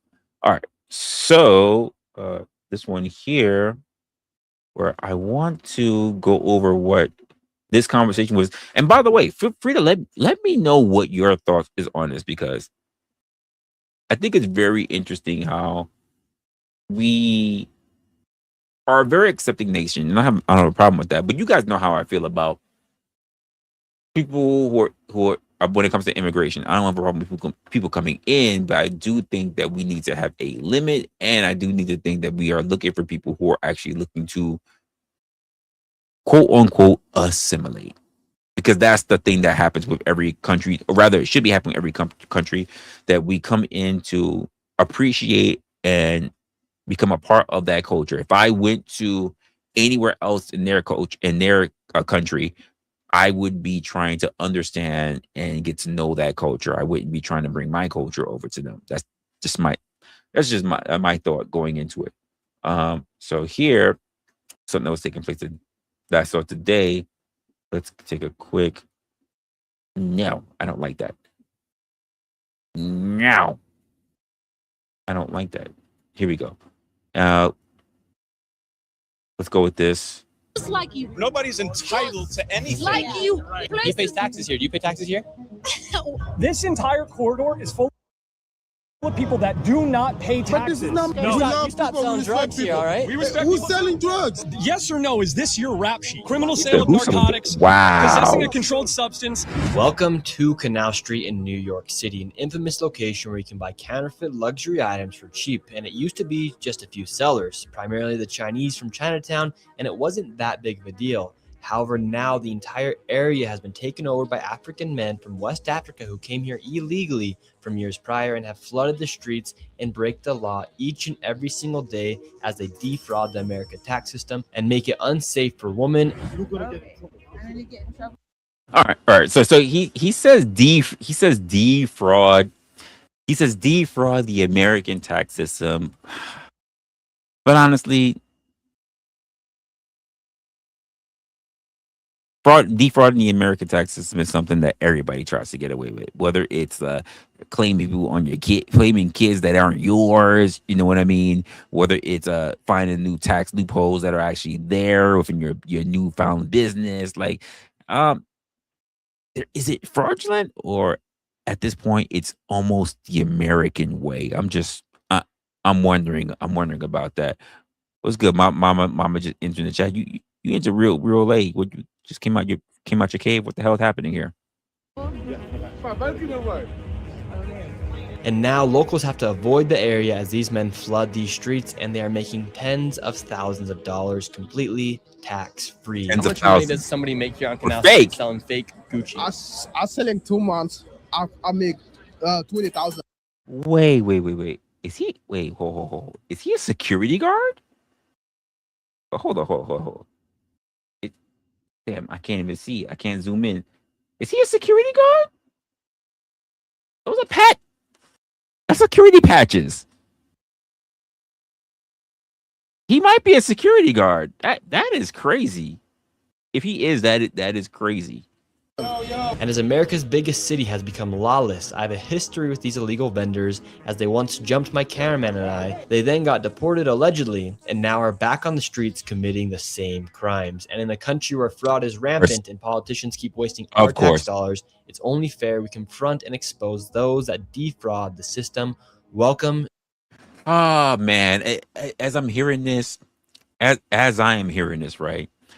I'm thinking to myself, I remember when I was young, bright-eyed, bushy-tailed, and I first went down to Chinatown. It was so lovely. There were so many people. It was more Asians than my eyes could handle. There were street vendors and so much food. It was the first time that I didn't see chickens hanging up in the window, but I saw ducks hanging up in the window. And you know what? Every shop I went by smelled good. Those were the days when you can get a whole big stack, like this big box of lo mein. Good, spicy lo mein. Hot chili and everything for $1.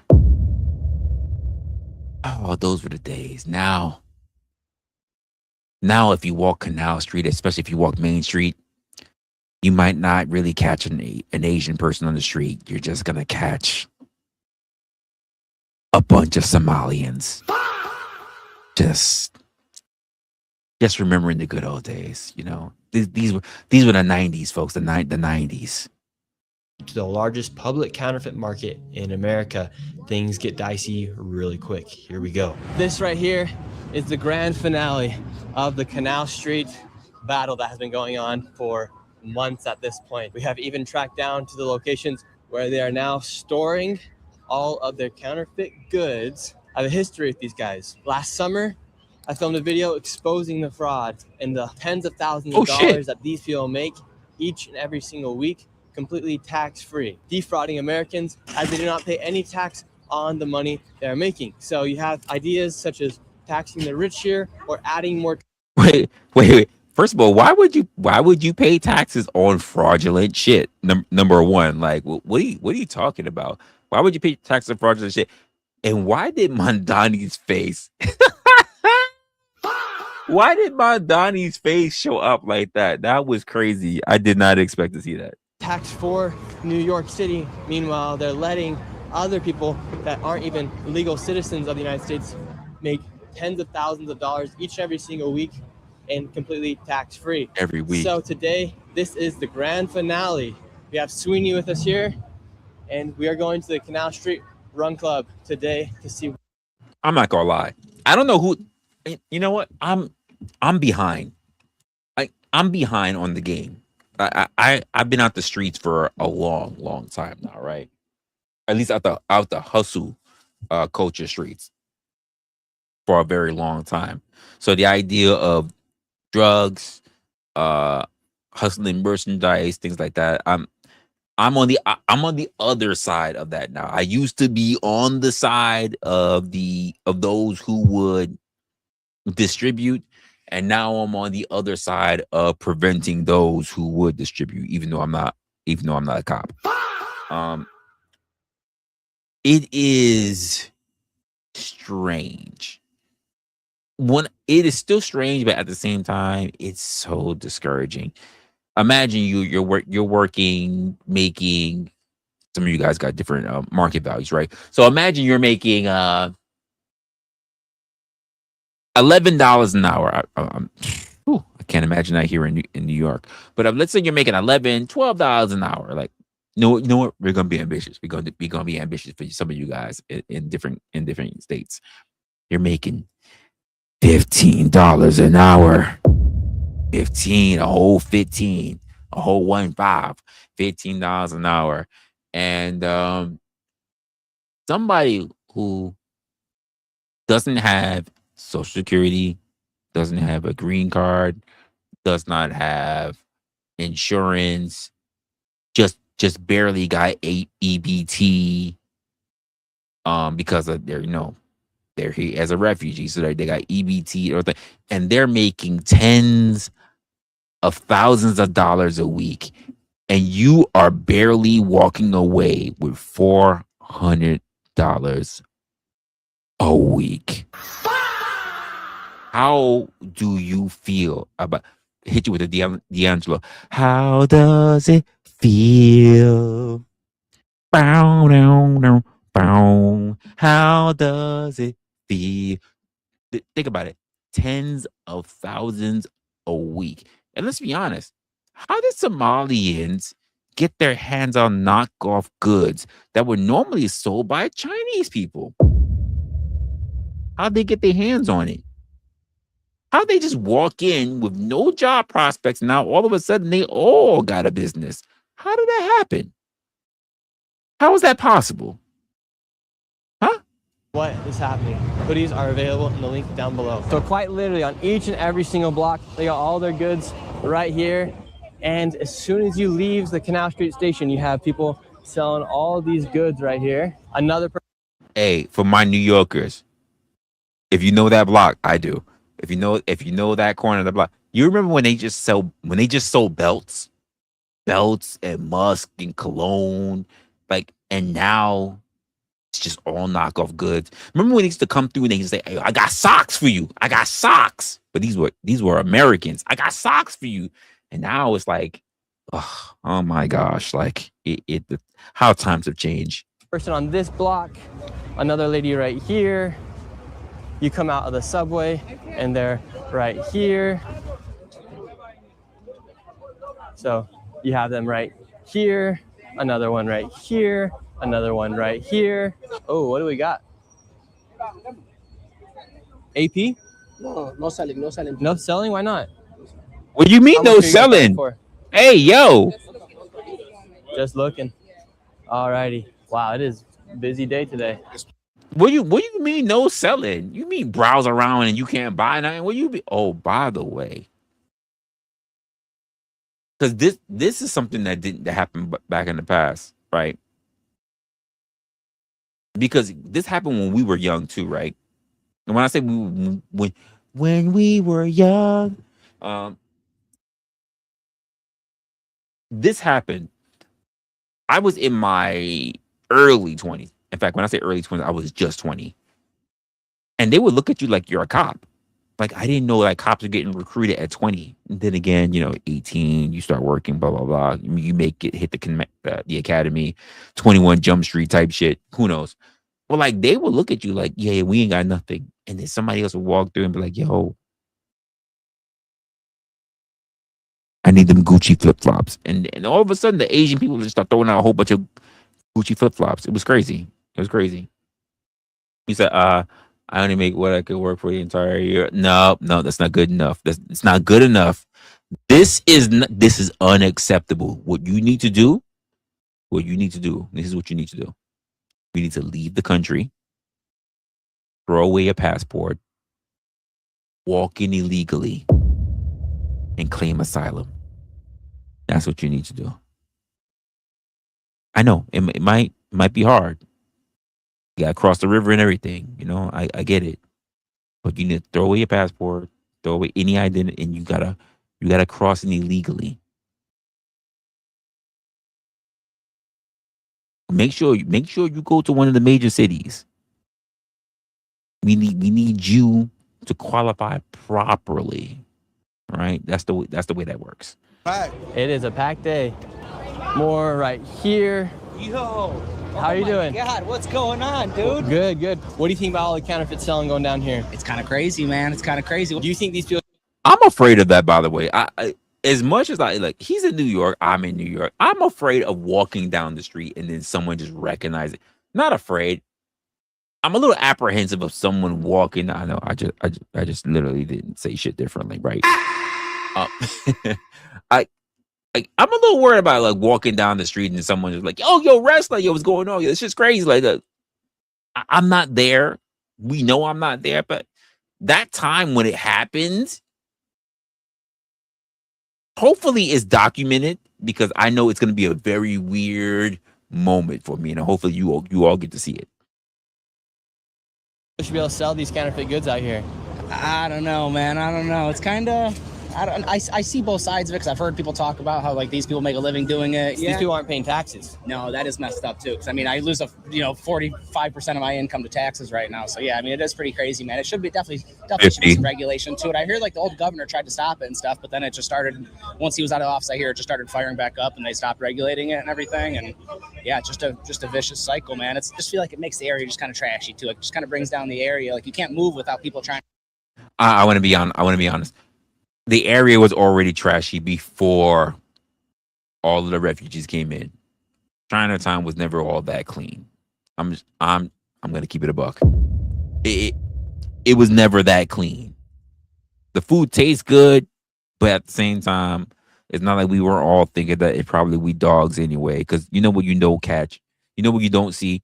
And anyone, listen, for those who are New Yorkers. Anyone ever remember walking around Elizabeth Street, Canal Street, Main Street, anything, and really see someone walking around with a dog or having a cat in a backpack?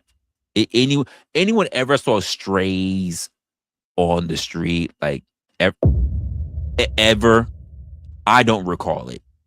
strays. In fact, I didn't even see squirrels or chipmunks.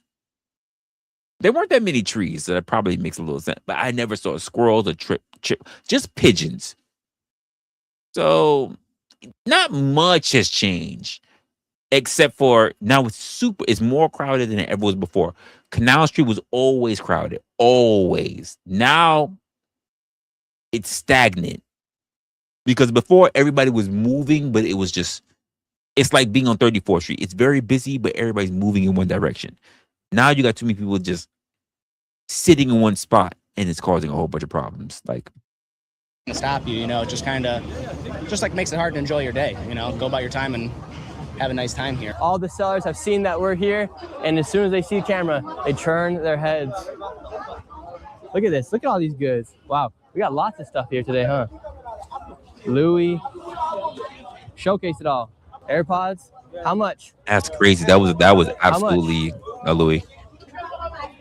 Look, as soon as they see the camera, this nigga a whole tower on his head over their faces. This is to a whole new level. I've never seen it with this many people. It's block after block. It used to be a small exactly where he's at. If you guys can see here, this goes almost a mile, maybe 2 miles sometimes, left and right, northwest, east, south.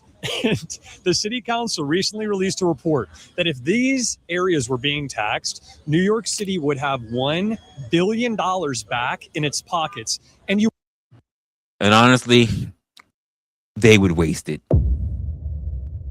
If they had the $1 billion back, it would absolutely go to no one. It wouldn't go to families. It wouldn't go to infrastructure. It wouldn't go to the homeless. It wouldn't go to sanitation. It would just be magically missing. It would be like Lucky Charms, fucking magically delicious, just gone. Like no one would ever know where the fuck it went. I wonder why we have a budget deficit. It's because open air criminality like this and fraud happening on American streets is not penalized. And it's not the cops' fault. The cops have arrested some of these people 15, some of them 19 times. It's the politicians' fault. They will not pass legislation that criminalizes this behavior. We have some more over here, some more right here. Another man right here. What are we selling? How much? Why? What's wrong with us videotaping? Stupid. Wow. Yes, ma'am. Yes. Oh, here we go. How This would is you what started off feel at. if I take a camera and a video and go to North Carolina or South Carolina? Folks, she's a New York City. Here's that part. For those who don't know, check this out. So, do you see the block that she's on? I know you guys don't know. You don't know. So unless I pull up a Google map for you, let me just put it this way. That TD Bank that she's at, I'm right.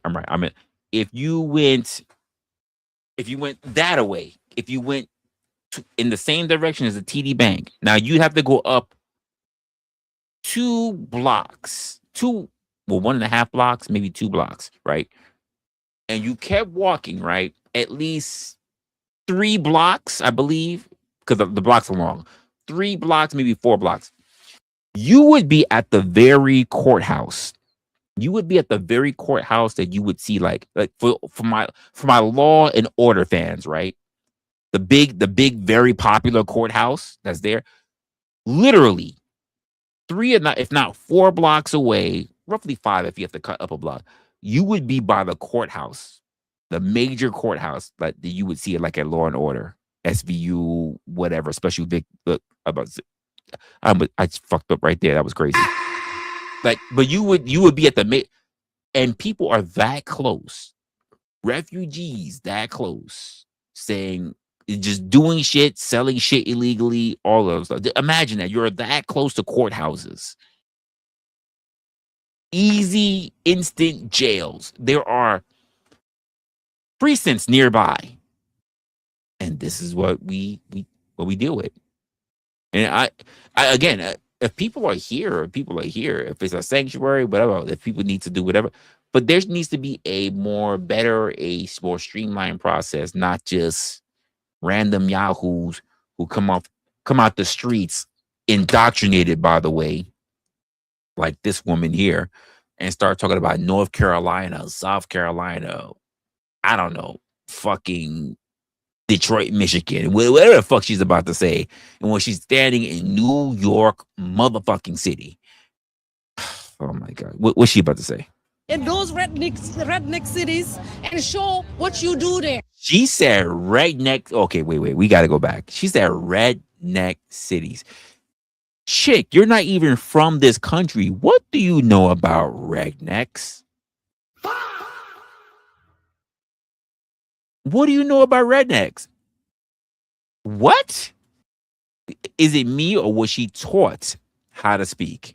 You feel if I take a camera and a video and go to North Carolina or South Carolina in those redneck cities and show what you do there. Go for it. No, how would you feel? He said, go for it. It's fine. I'm not doing anything illegal, man. Tell you, Hey, How would you feel? what I'm trying to tell you, Every single one of your dollars what that I'm you make, trying to tell 40% you, goes back to the government. Listen, The other people get what it I'm for trying to completely tell free you who aren't is even from here. 8 billion people in this world. Yep. Whether you white or black or Asian or Chinese, whatever you can be, you can. We have to respect one another. Amen. I 100% That's Have to? This is what America is about. It's not taking your video What? and looking for people. hey, for those people, whoever said that, for those who are American made, for those of us who are American made, right? For those of us who are American made, as in American born, when did America ever be about that? We have to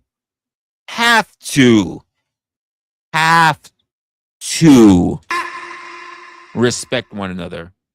Aren't we still dealing with a lot of stuff when it comes to injustices? So is the have to really a thing that's going on here? Like, People that don't look like you and try to put them This has down. nothing to do with Ma'am, I This respect is your what you opinion. did. being How black many and me being times white. you did this? You did this over and over and We wanna over keep on again. doing it until You it's go- gone. Respectfully, we want to do this until it's gone. It's got nothing to do with race. Until you gone. Why would I be gone? I'm a Why would taxpayer here. anything else would be gone? Because Who this told is- you nobody else is paying taxes here? Because you take your camera. wait, ma'am, do you pay taxes? Yes, ma'am. I'll And answer your you question. think that you are entitled to it? You are. This is public property. You're entitled No. to film, and So just is like you can film me right everybody now. else. It's a public Of street. course, they're entitled to film me. If you want to film me right now, you can. You're not listening to what I'm I'm listening trying and to say. responding to what you're saying. No, I'm you're listening. not. I'm listening. There you go. Type it in for me. Yeah, I'm listening. Now listen. I'm listening, ma'am. What's your name? What's your name? It doesn't matter. My name name's don't Nick matter. Shirley. You came to my place. This is your place? So now It's I'm my place talking as to well. you. Yeah. It's his place It as is well. your place. He pays taxes here. Do you pay taxes here? Why the question? Why should I answer you? He asked I me. just I asked you. answered. Do you pay too. taxes here? I pay What taxes give here. No. Do you what pay give taxes? She can't answer. I had a feeling. The answer was no.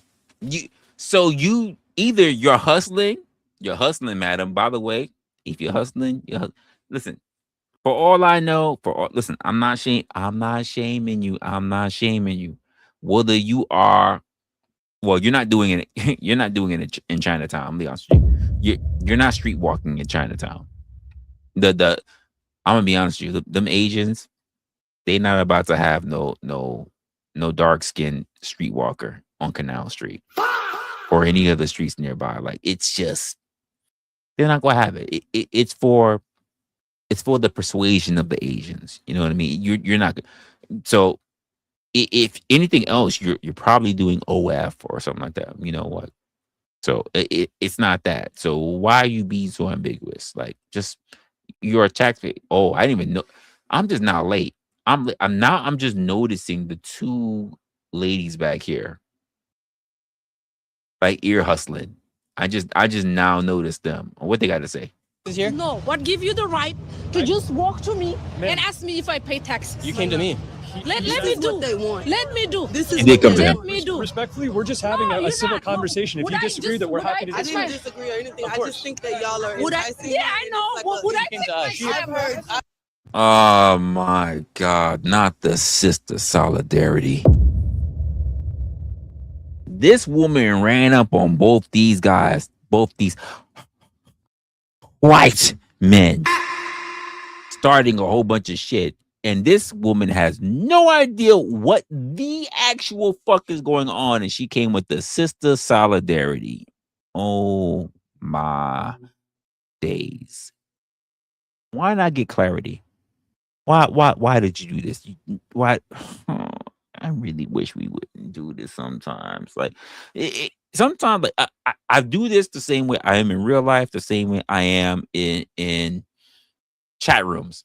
I sit down, I shut the fuck up, I understand what's going on. I take about 2 to 3 minutes, 5 minutes to understand what's going on, and then I can speak. I'm not sitting here trying to say any of this other bullshit without me knowing what the context is. She just started talking, and it is, ma'am, it is too hot. That sun is too hot.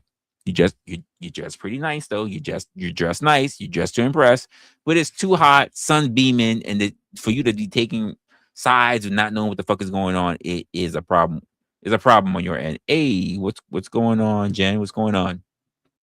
We just trying to figure out what the hell's going on here in my city. I've heard it multiple times. Would I take my camera and walk up to you Well, she approached us and we're answering questions she might have. Yeah, because you've been here million times. I will give them the energy. Which means he's a regular. Every dollar we make. What is your name? My name is Sweeney.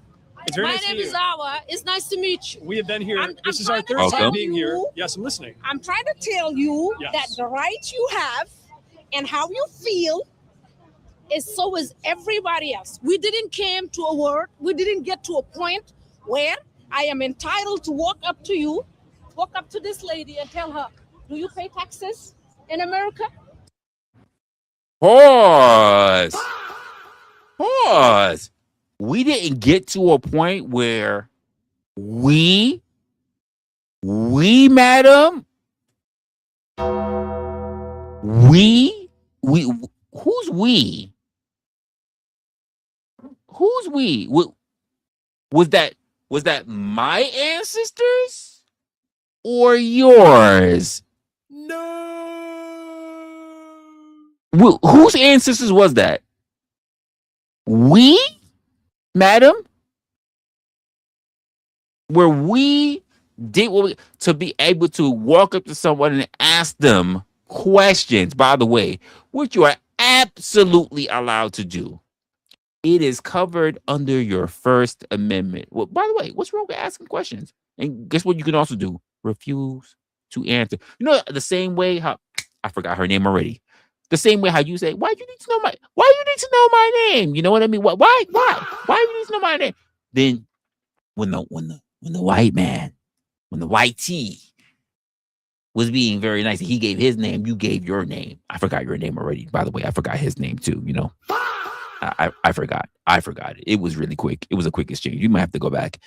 But the fact of the matter, you say no one can walk up and ask you if you pay taxes, which is not offensive, by the way. It's not like, hey, chat, what would you rather be asked?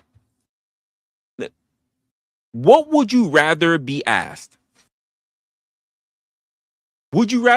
Would you rather, this is crazy. Would you rather be asked how much you make or what's your religion?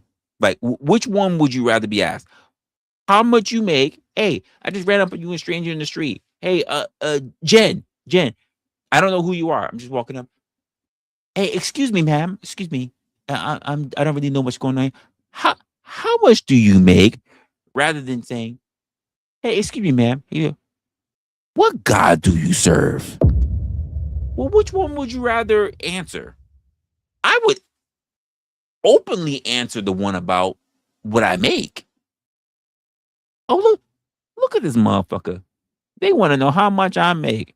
Maybe they want to know if they should be making more than me or less than me, or how did I make as much as I did, or what was my career path, or whatever.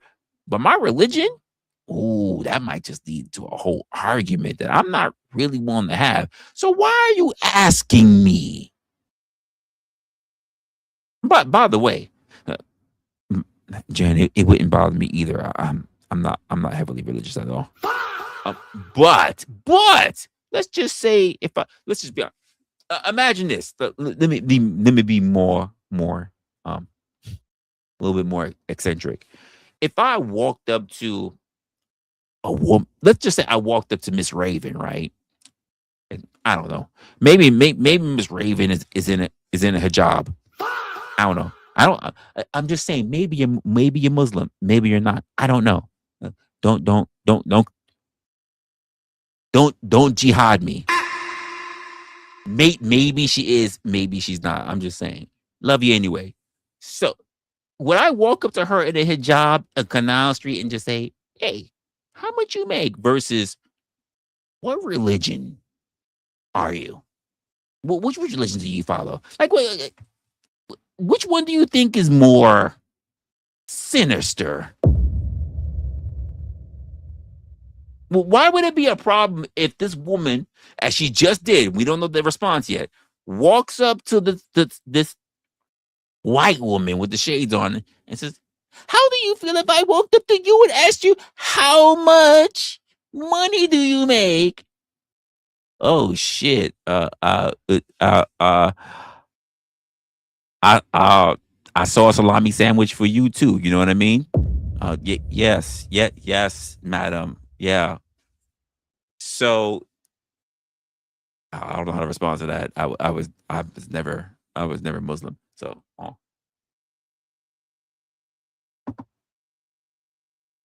yeah. I don't understand why people would think that would be a big problem.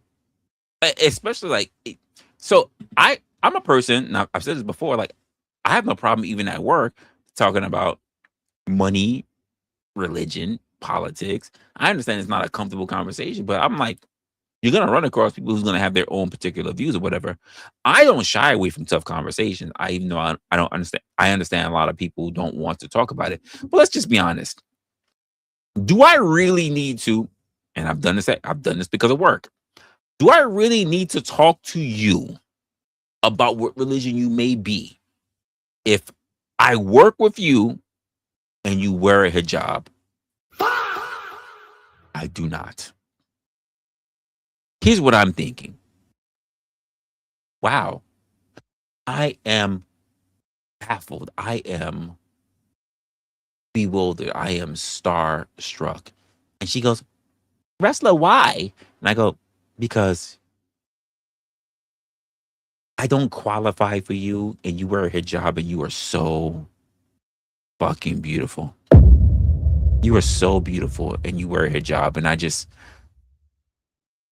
know I don't qualify for you." And she's like, "Oh my God. Thank you. Oh my God. No, you're too much. No, Resla. No, please. No, Resla." And I'm just like, you're so hot. And honestly, for the fact that I can't see your hair, is it weird that I'm more turned on? You know what I mean? Like, I've never seen your hair and you're so beautiful. Like, shit. Now, it's not like she was wearing a burqa. Now, this is a different conversation altogether. I'm not going to just rock on your eyes only. But if I'm like seeing you like, but I'm not going to sit there and be like, "Oh, what religion you are. You're wearing the hijab. I'm going to respect."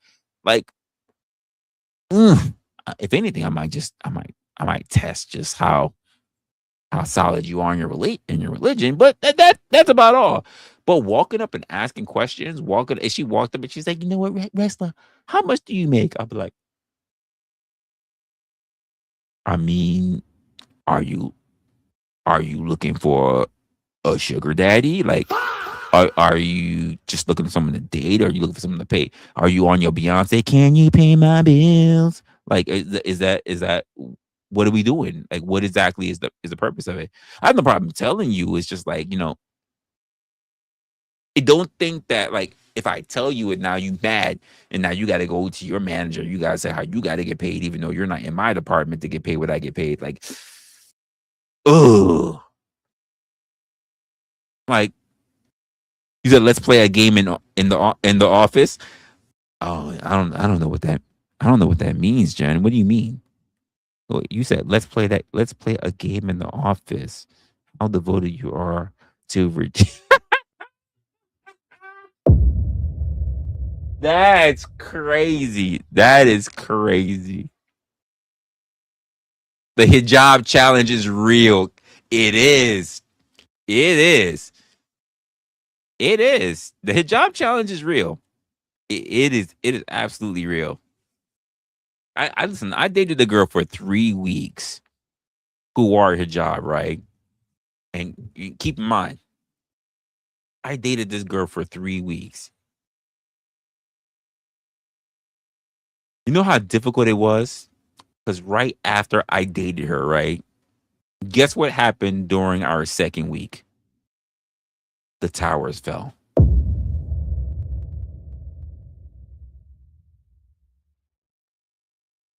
Our second week, the towers fell. When I say tough times, what's good, cousin Lawrence?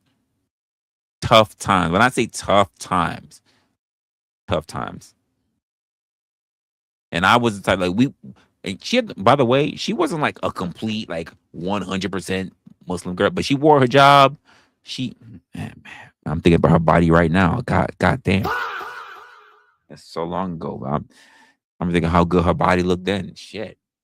We used to like go out to pubs. Like she wouldn't drink.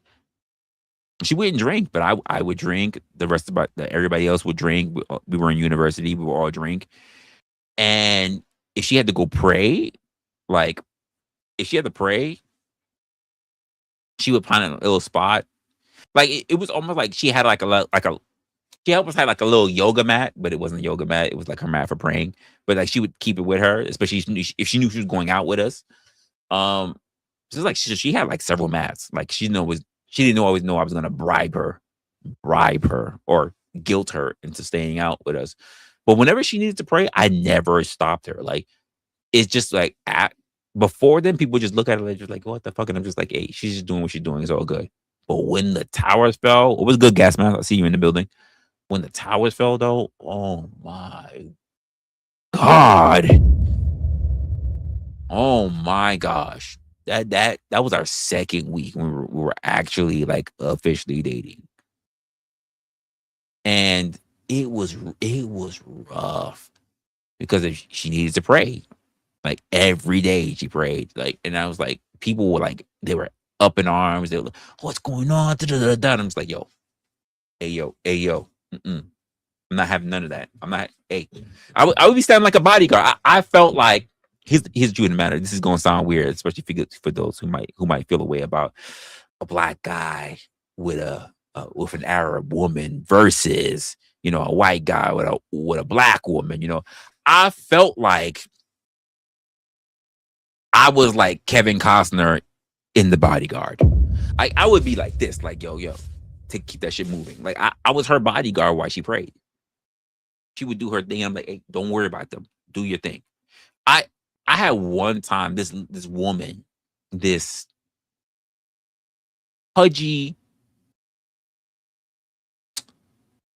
short-haired, brownish hair woman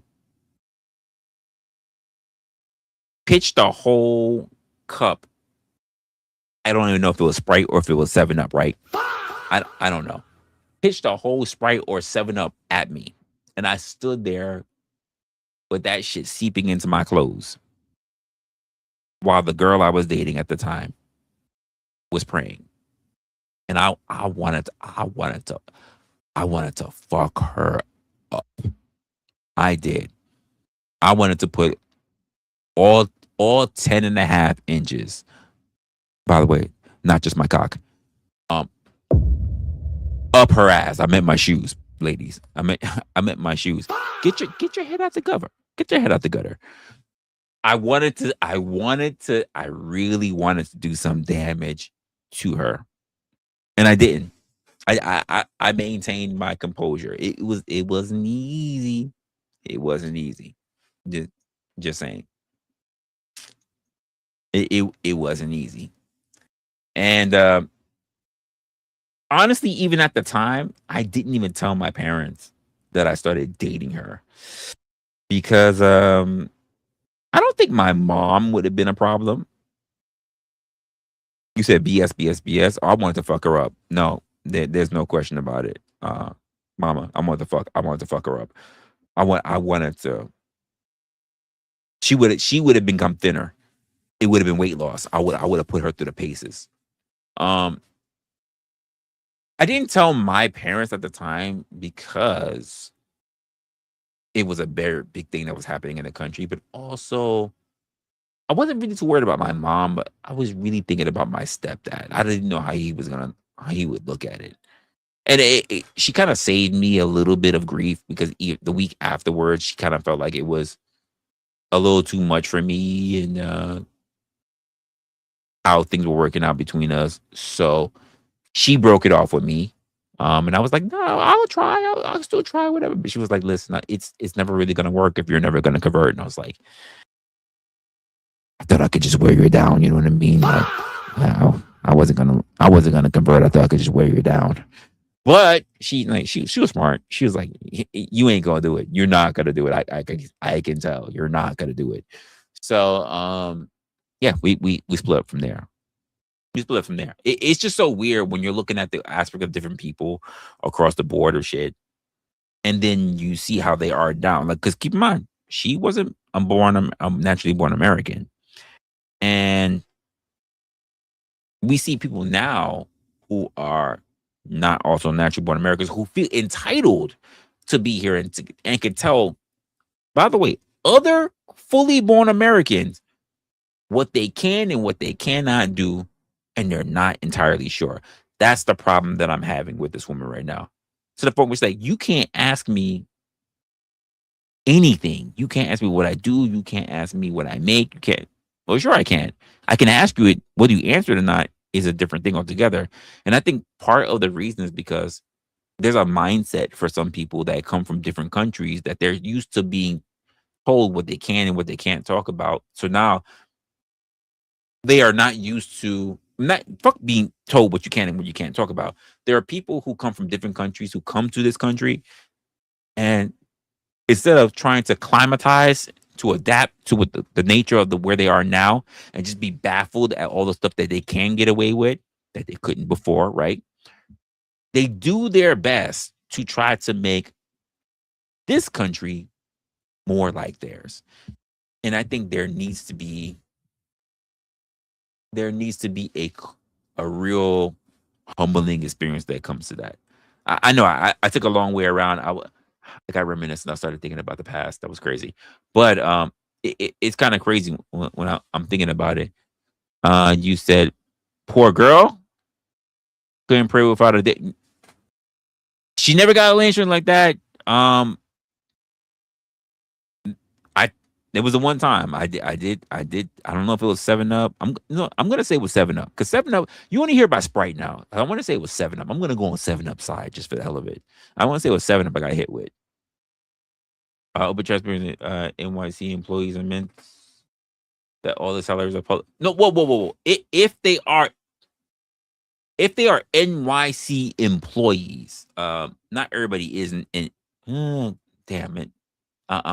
When I say NYC employee, I'm thinking city employee, not just company employee, because I worked for a private company. So yeah, so I get what you're saying with that. You said the argument and the fights were happening with yeah, I hear that. It's just weird that there are so many people that they come here, they don't know what the rules, what the laws, what the etiquette is, and they start making up based on their own feelings or based on what they saw on whatever show or whatever activist that they're dealing with that tells them how to speak. You know what I mean? Okay, okay. Yeah. Okay, I get that. Yeah, that I understand. That absolutely. You can definitely see who a city or government employee is actually making. And he said, what do you mean? She's lucky you. Oh, well, yeah, nah. Listen, I would have put BTA to her. Absolutely. She would have absolutely got a fucking belt to ass. And then, by the way, I was the only one who drank. She didn't drink. I would have absolutely put belt to ass in that woman. No questions asked. And then if it wasn't for the fact that she had two guys with her, one I think looked like her husband or boyfriend or whatever, and the other one might have been her father. But I was just like, if I gotta fight them, who's gonna protect her in case I gotta take them all at once? You know what I mean? So didn't really turn out to be that way. Anyway, what else? she's about to ask this woman, I guess, if she pays taxes, which is crazy. As an American, why would she not answer that question? But or why she can't answer that question. Whether she chooses to or not, it's up to her. You walk up to this lady and tell her, do you pay taxes in America? Well, Do you? Can I Can respond you to that? leave in America? Do I need a permission didn't to ask leave? Do I have to answer you a question? Can Who I- are you? Can I respond Why to would that? I For answer instance, you want you to pay have a taxes. Oh, wait. You know, let me ask you guys. That's a good question. That's a good question. She asked a question. Does she need a permit to live in America? What do you guys think? Does she need a permit? Think of what she said. Does she need a permit to live in America? What's your thoughts on that? I'm going to tell you what my thoughts are. Absolutely.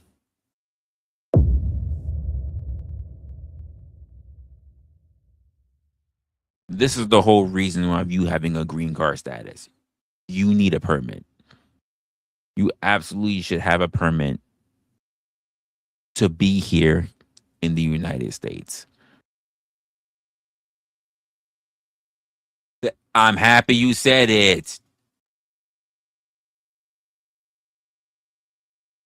Happy you said it.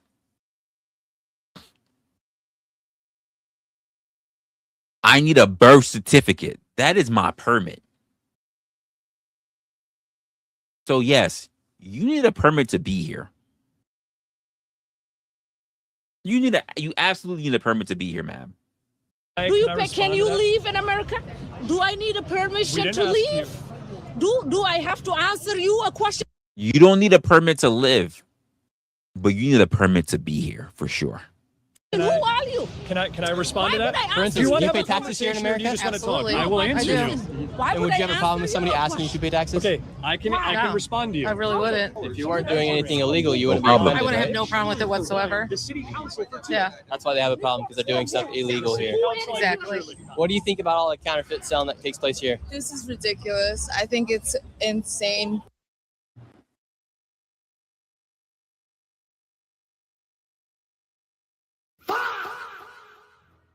I ain't gonna lie.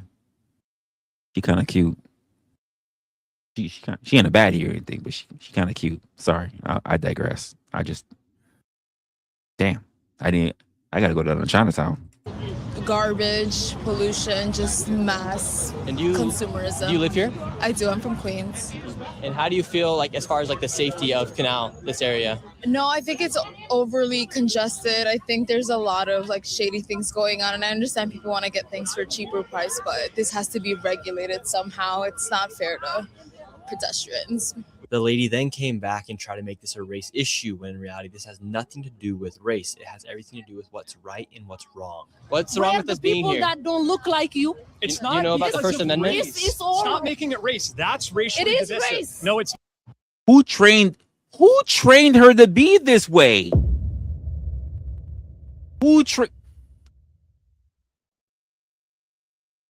Let's just be honest. You didn't deal with the slavery. You dealt with apartheid, maybe. And if you're so dark, there's no way you dealt with apartheid. So who taught you to speak like this?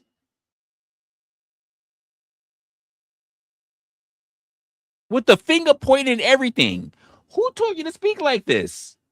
not. If you show me a bunch of white folks If committing you- fraud if in the your street, video- I'll come right back. If all Unfortunately, I don't see them. if all your videos you ever made that you took the video in a camera and walk around North Carolina where they make that Where? where they make that North fake wine Carolina. and ask them if they paying taxes. could be a Show tax- me. I'm not gonna lie, folks. She's mentioned North Carolina twice, if not 3 times now. I don't think she's ever been to North Carolina, but I do think it's a destination of hers. I think she's been taught I need to go to North or South Carolina because that's how all the slaves disappeared.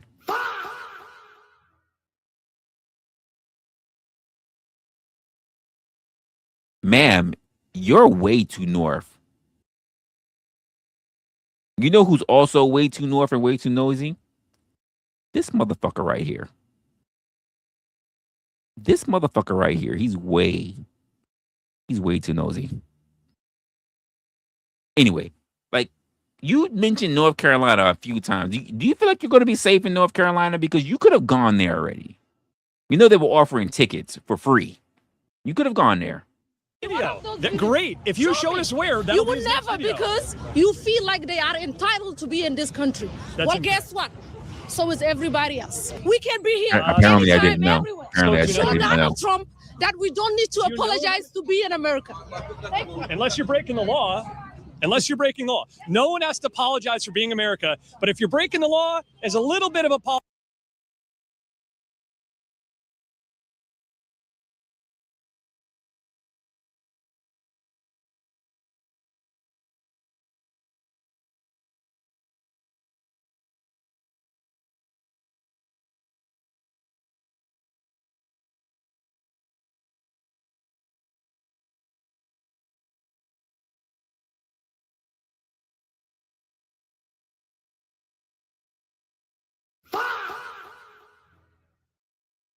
Oh, thank you.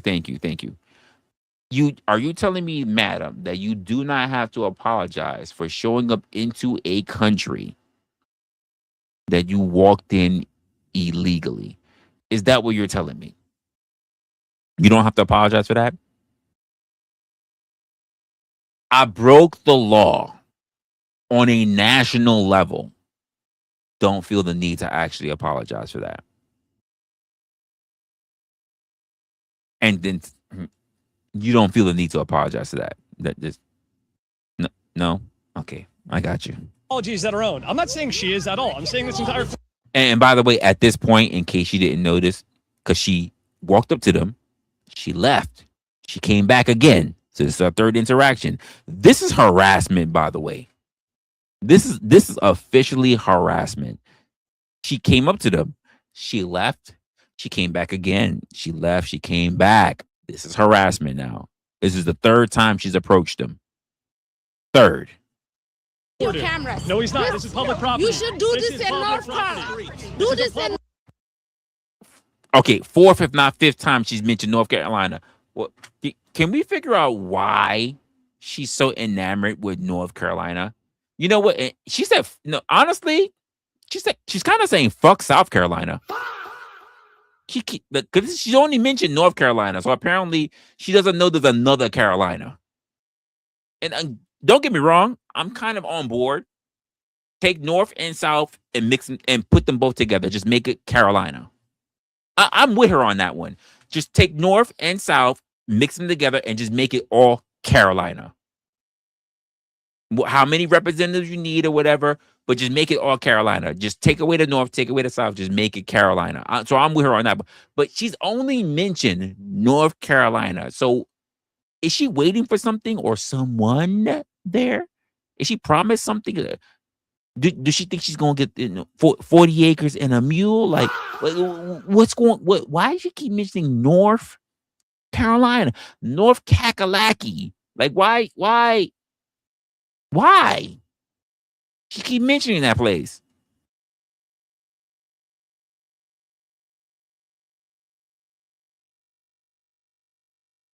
They don't want to. Okay, I can agree with that.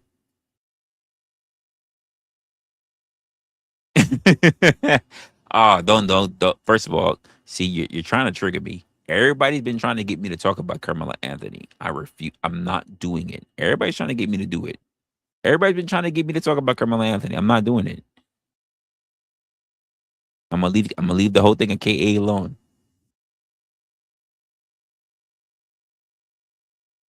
I mean, maybe she does, or Mama, maybe she believes that there are no white people there.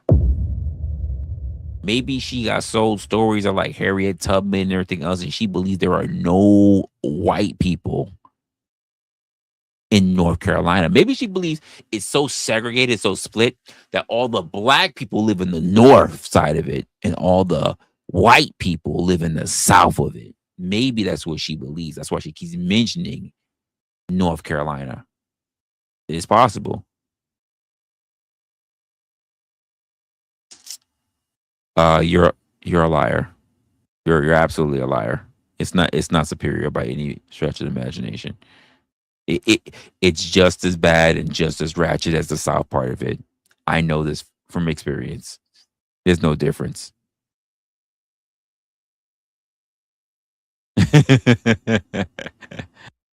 I mean, I'm trying to figure out what the kind of examples that she got, because this is like the fourth or fifth time she mentioned them. North Carolina. It's a public street. Do it. This is Do it in taxpayer South property. Carolina, North Carolina, where the white people are. Hey, first time she mentioned the freaking South. Hey, let's go. First time she mentioned the actual South Carolina, because she kept mentioning North all the time. And why does she keep mentioning filming? You can film wherever you like. You can film wherever you like. She came here. She don't know about OnlyFans. You can practically film wherever you like. She never seen outdoor prawn. Like she never nothing. Like, you came here to the land of the free, the home of the brave, and the absolute pursuit of pussy. Like you didn't know? Like, you can get away with a lot here. Like, the fuck? Ask them if they are paying taxes. You would never do that. Not yours. They are paying How is taxes. he breaking the law? What law This is is he public breaking? property. Everybody pay taxes. Everybody. What law is Are he entitled- breaking? I love that you said that. Everybody's paying taxes. Are you? Ma'am, are you paying taxes? This is important. Everybody paying taxes. Are you paying taxes? What's your job exactly? Like, come on. Answer the question. Filming the people that didn't consent to it. You don't have to consent to it. You're wrong again. There's You don't- cameras all over the you street do that you have don't to. consent to. Yes, you have Do you to. consent to these? Everybody Do you is consent to the entitled of cameras living up in here? America. Do you Just consent like to you. cameras up here? Just like you. Everybody is entitled to live in this country. Just like you. Nobody's in. Nobody's entitled to live in this country. Told you this.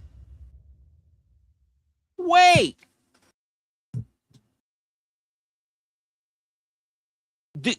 People, do me a favor. Just people. This is crazy. I have to do this. I have to do this. Hold up. This is crazy to me. People.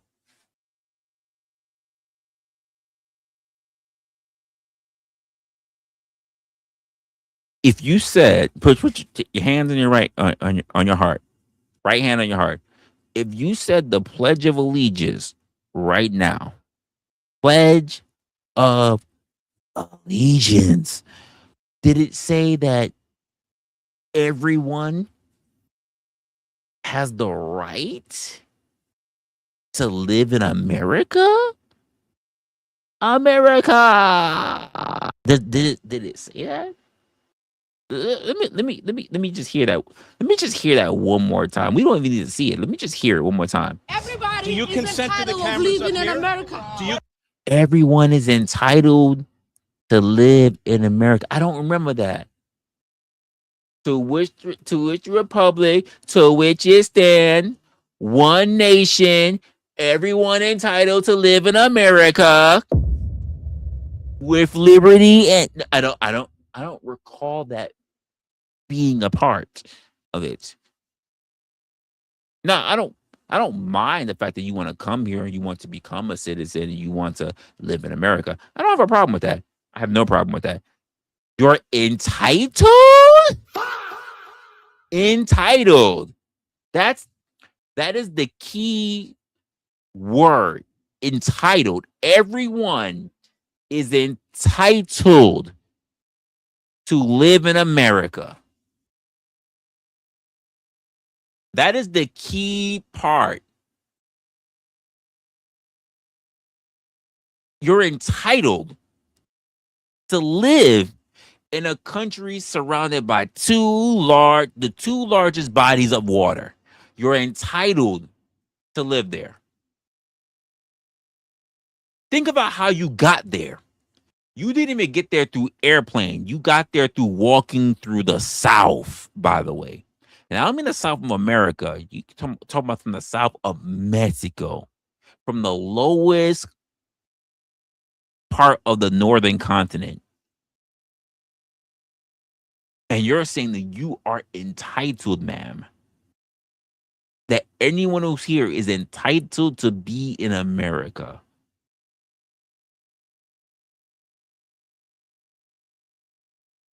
I'm just saying it because there are other countries, by the way, who have amnesty, right? Just because other countries have amnesty programs, right? Am I entitled to live there? I can seek refuge, which makes me a quote refugee. But am I entitled to live there?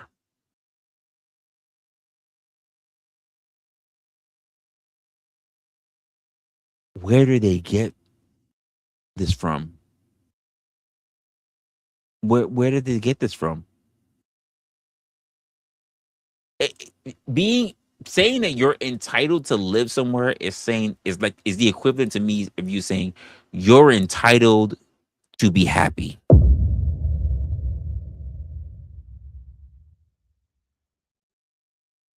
You are not. You are not entitled to be happy. You have to work through a lot of processes that you're going to hate, dislike, avoid. And there'll be very few times where actually will be happy. Life is not a battle of ups. So I don't know where you got the ideal that. I don't know where you got this ideal.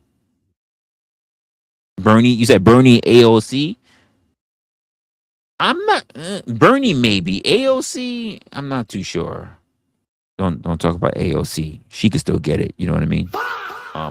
But it's still crazy. It's still crazy. Entitled? It's crazy. Just like the you. cameras up here. Just like you. Everybody is entitled to live in this country. Just like you. Nobody's entitled to anything. Like you. You're not entitled Just to like anything. you. You're not entitled Everybody to live else. here. Why not? You came from Europe to here. No, I didn't. Yes, you did. He did not. I guess this is where we don't know what birthright citizenship is.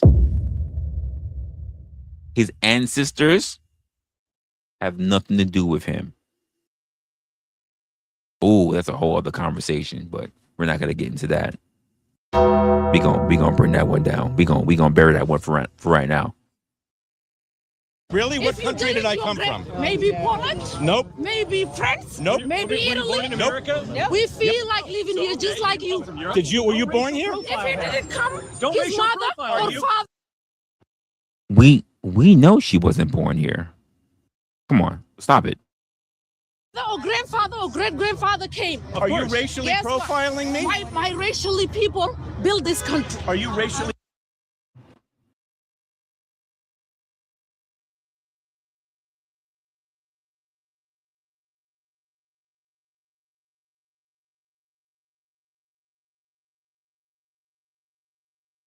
Her people. I'm not muted. I'm baffled. Her people. Her people built this country. Yet it took her and her family way too long to come here.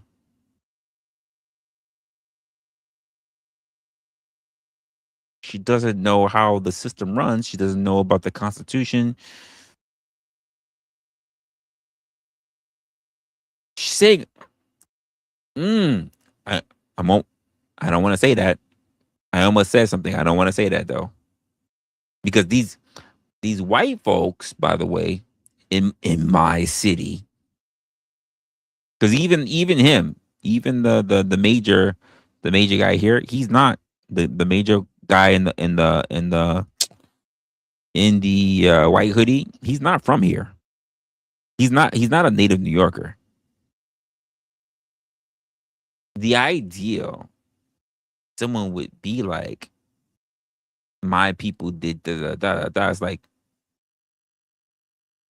where were you? Because as far as I can tell you, when it comes to your people going back to Africa, they're not as welcomed. And these white people are actually the people who are not bringing up race in the conversation that you brought up, at least to my count, 3 times. I'm not mad at the fact that what she's doing, but she can't hold her argument, because here's the reason why she can't hold her argument. The argument that she's making is not hers. You say he's from Utah? The problem with her is that this is the point that I say, guys, she's talking from talking points and a narrative that's not hers. She's speaking off of other people's words. She really doesn't know what she's talking about. If this was her words, she'd be way more salient, way more educated. She'd be way more efficient in how she speaks. She's speaking out of someone else's words and someone else's emotions. She's got a battery in her back right now. Remember, she walked up to them 1, 2, 3 times. She got a battery in her back. She has not said anything that was really authentically her. Because there's no way, if she really understood, if she really knew what was going on, that she could say what she's saying. Because she would be more understanding. She would be more coherent as to expounding on her points. Instead of just arguing, saying, you don't belong here, when honestly, everyone else sounds more native than you do. Like,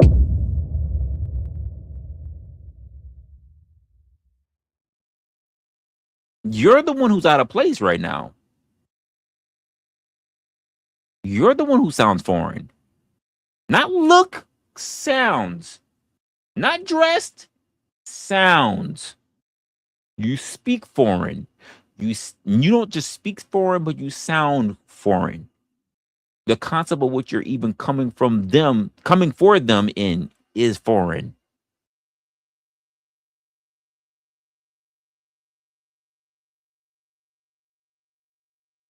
Maybe you said what?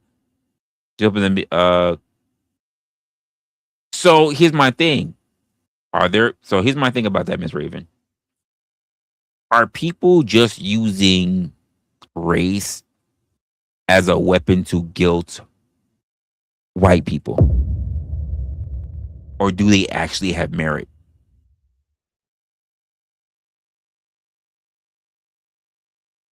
And I'm asking you that because I have my own thoughts on that. But are there some people, some black people, some African or African American people who simply use race to get people to back off because they understand that it's a weapon it's something to weaponize, not because it actually is a ground that they can stand on? I'm wondering.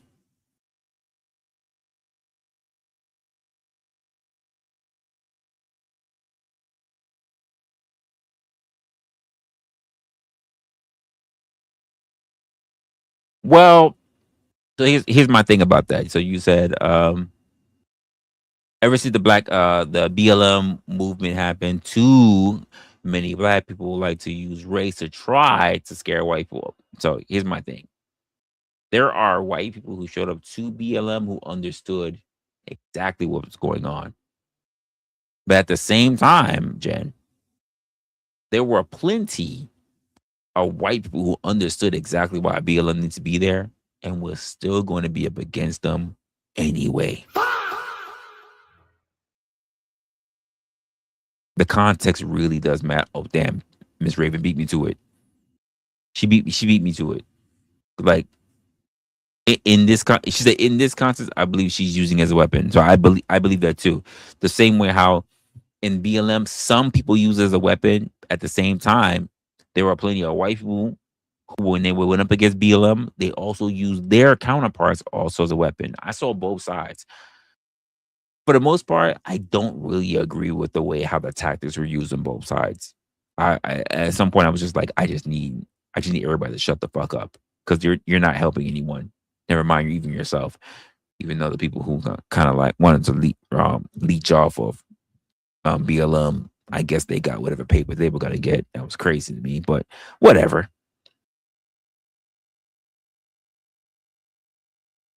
They had you could distract. I don't think that's it. You think she's the front? You think that she's the front? I mean, it's already been established, Mama, that she doesn't need to be a front.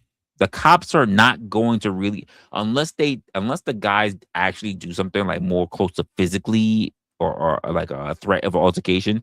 I can tell you right now, these guys don't get touched. It has to be. It was a point where the community had to come in and actually do something about them. But when the cops came in, because outside of that, the cops do not touch them. The cops have literally been told, do not fuck with them. The same way how it was in Fulton in Queens, where all the horrors. And some of y'all was like, "Oh my God, Resla, you need to go to Fulton Street. You need to show us some IRL in Fulton Street because some of you nasty hussies wanted to see some Asian poon." I know. Some of you guys want to see some Asian poon. You want to see that Asian street meat. I know. Oh yeah. Oh, no. You got a camera, right? I was like, yeah, I do. Oh, you got a GoPro, right? I said, I do. Yeah, you can take your GoPro. And you know what? I even had I had a person that was like, yo, I'll send you some money if you can videotape you having a one-on-one with one of the whores. I said, what you mean one-on-one? He's like, you pay for her time. I said, are you giving me money to slay some street meat box? Are you saying that you want to put my Cash App for me to find me a ling ling to bust down? I don't know. No. That's not gonna happen. That was crazy. I'm just saying. I won't tell you the name that did it, but absolutely a name that did that. That was crazy. But it was a long time ago. But it was absolutely a name. I don't even know what mainstream looks like now. I know it was definitely during the time where we saw that same mattress that was still on the floor. That didn't get picked up yet. That was crazy. But yeah, that's kind of crazy that people would even say like, yeah, I'll drop you a good 150, or was it? Yeah, it was like 150. I'm like, damn, what makes you think the horse is that cheap? Number one, it's New York City. But number two, you trying to pay me to first of all, I don't even want to go all the way out there. I don't want to go all the way out there. I mean, not that it's super that far, but I don't want to go on the 7 line. Unless I'm going to Shea Stadium, I'm not trying to really be out there. Why would I? And then you want me to walk around with chicks doing this, they whole name.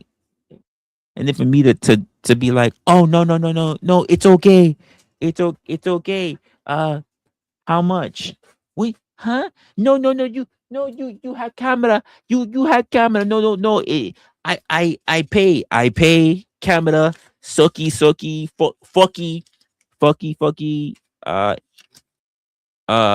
No love fuck. Hate fuck.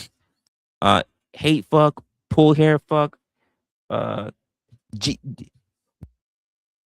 jizz on face, like, and they be like, wait, what? Oh, huh? And I'm like, ugh.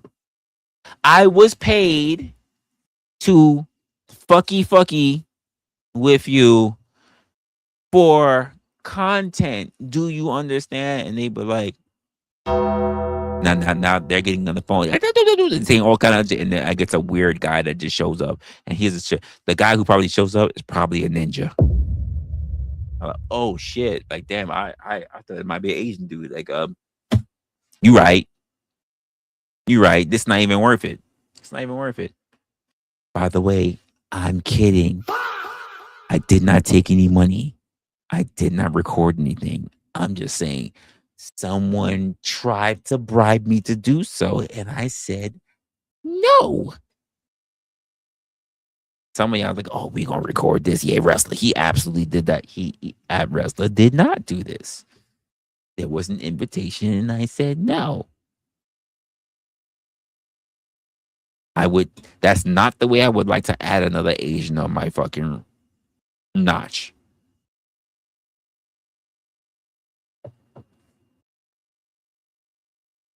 I'm just saying. I don't understand why this woman is bringing up race.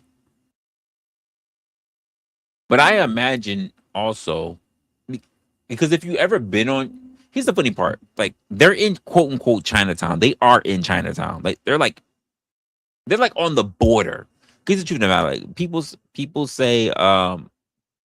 say Main Street or Canal Street is not China. It's not Chinatown, but it absolutely is. It's just like the borderline. It's on Chinatown, but it's not Chinatown at the same time. So it's like the last bastion of English restaurants. But literally, if you went to that TD Bank right now, you can literally see right here. It's also in Chinese.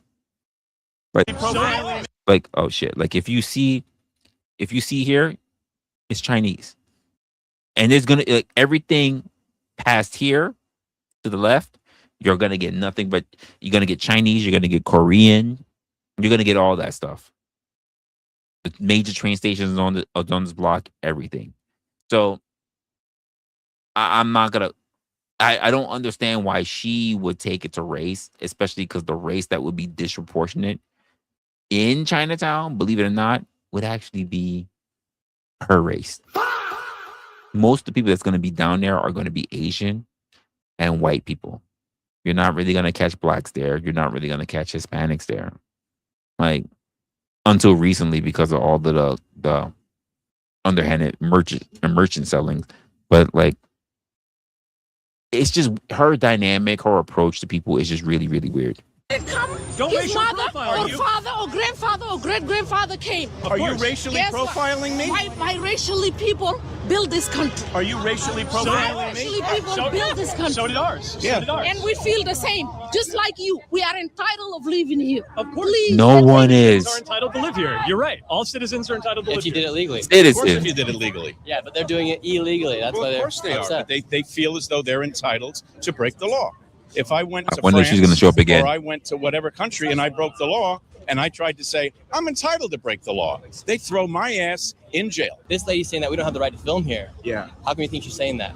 So, like, my opinion is that, like, a lot of these people, they come from countries that are Don't lie completely yet. different to what you and I believe, right? And for example, the reason I go to Japan is for Japanese people. The reason that I go to China is to see Chinese people. And a lot of these Yeah.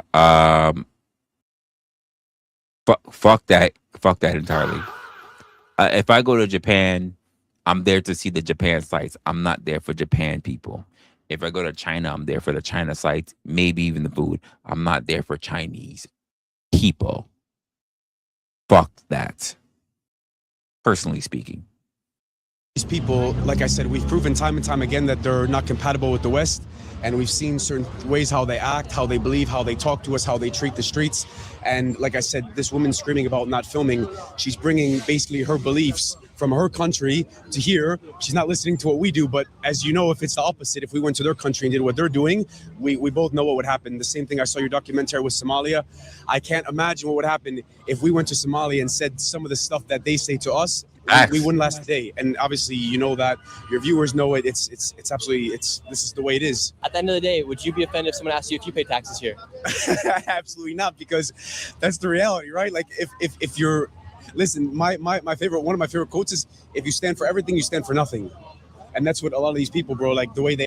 Why would I be ashamed of saying? First of all, I'm not ashamed of paying taxes until I'm ashamed of saying, yeah, I pay taxes, even on condoms. That's when I'm ashamed. Like, yeah, I gotta acknowledge that. Yeah, I pay taxes even on condoms. It's why would anyone be ashamed of saying that they pay taxes? It's such a stupid fucking argument. Act, you can see day to day the way they treat our streets, the way they treat the people here, the way they treat like our environment, throwing trash, throwing rubbish, because that's like the reason they fled their societies, their countries, is the same like why are they coming here then? They're trying to bring their beliefs, their imposed beliefs from their past, that obviously their countries are destroyed for a reason, and they come here, they think, okay, let's add those beliefs onto here, and it's gonna be the same exact thing, you know? And because of the lawlessness that takes place here on Canal, you may think that these areas are not that expensive, or this is not prime real estate. But if you, by the way, side note, that alley he's in is historical. Like literally, you can't. All that graffiti on the building, you cannot change it. I have a video. I've been obviously I live in the city. I have a whole video of me walking through it and me showing the actual wall. It's historical. So all the graffiti, all that different stuff. I have to go find it. It's on one of my drives. But like, yeah, literally, like, he's in one of the historical spots right now. pull up a map, the cheapest piece of real estate you're going to find here is $2.45 million, and it's going to range all the way from $11.5 million to $34.9 million for an apartment here inside of this area. And this is what the surrounding walls look like here inside of the alleyways of Canal Street. And really quick, before we go back onto the main Canal Street, I want to tell you about the sponsor of this video. That is Opus Clip. What used to just be an AI clipper has now become the most powerful AI growth tool. I'm gonna let him get it off. For me, for instance, it helped me gain over 70 million views this past month alone on one single Facebook page. What I do is I upload my YouTube video into Opus. It goes through and selects a bunch of clips from that video, and then I select bulk schedule, and I go ahead and schedule all my videos out to go on my Facebook pages, YouTube Shorts, TikTok pages, Instagram as well. And like I said, help me get 70 million views, and it's completely effortless. There's more work to that. That's how simple Opus Clip is. For you guys watching this video, they're gonna hook you guys up with a sweet deal. You'll get 4 months at 50% off. I promise you guys, Opus is a game changer, and it helps you save so much time and money actually. So go ahead and use Opus Clip and use their clips to help you go viral across all platforms. All you have to do is go to the pinned comment down below or the link in the description. And now let's get back into the video. All right, so we've cleared out some of the section here on Canal. They have left these windows right here. They're not here on the corner, but if you just keep going down a little bit more. Ooh, you see that Brinks right there? By the way, this is an armored car. I know it looks like a whole, but it's an armored car. They don't fuck around. They don't fuck around. More, they're still going. Right now they're packing up. They are packing up right now. Is it in the day? What's up? What's going on? I think I hiding his face in his t-shirt. What? Look, it's like they're trying to run from the cameras or something. That's crazy. We're not worried about the camera, man. We're not worried, man. Oh, you're not worried about it? Can we ask you some questions? He being a G, he know he got going. All right, we're happy to talk to All you. right, We're happy to talk to anyone. We don't got any problem talking to anyone. You're not worried about the camera? Yo, He's that's- pretty worried about the camera. Maybe him. Yeah, maybe him. I'm not worried. That's what's up. So let me ask you. So as someone like myself who worked in fine arts and jewelry and stuff like that, I mean, let me ask you a quick question. So these are bracelets right here. I could tell you're just like right off the bat, like I don't have to work. These bracelets, obviously these are the watches, and over here are shades, right? Obviously, you see all the bullshit here. First of all of them are knockoffs. Quick question for you. How much do you guys think? Let's go for the middle. How much do you guys think these watches are worth? Not not the real watches. How much do you think the knockoff watches are worth? So let's be honest. The majority of these watches are going to be Rolex, Cartier, Bottega. There might be a Timex because some people still like that. But those are the three that's going to be on it. It's going to be Bottega. It's going to be Cartier. It's going to be Rolex. So how much do you think that one of those watches are going to cost? You don't have to do some serious math. Just quick guess out of your head. You said maybe $100, $200. You said maybe $100, $200. You got to go higher. Got to go higher. Got to go much higher. But yeah, you got to go higher. Believe it or not. Let me look at it. Let me say it this way. You can. Oh, let me do a little research before I open my mouth because the things may have changed when I left. Let's see. Let's see.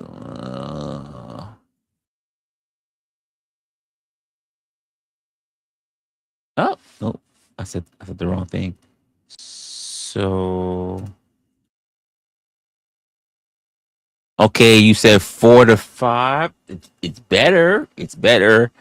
1,500. Woo for the watches. So okay, 500. Okay, we got 4 to 500. We got 1,500. Okay, you're getting close. You're getting really close.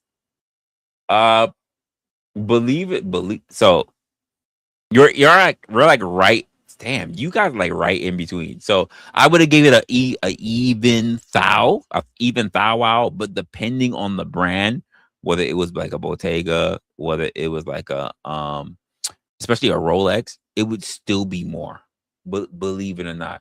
So let me do a quick watch. So I'm gonna go to a secondhand realtor. Not first, but secondhand. So that means people who are getting rid of their stuff that they've already had. If I go to a Rolex, right? I'm not going to show you which site because if I did that, then that means you know who I used to work for. So I can't do that.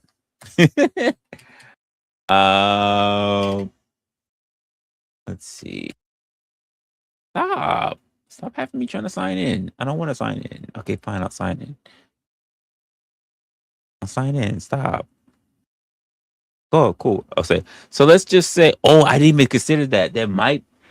I'm looking at all the bulkiness. I don't think there's Hermes up there. I don't think there's any Hermes up there. So if secondhand, I had between 18K. I got 9K. I've got 7K. I've got 3K. Okay, let me do a quick search to see what was the lowest I could find. If I could find the lowest price, we'll work from there. So here's my thing. So the lowest thing that I could find, right? The lowest thing I could find was damn near 3K, and not by much, by the way. So it looks like the winch pretty much got it, to be honest with you. Even though like it needs to be significantly higher. Like you need to add more to it. So if the knockoff is there, they're paying close to that.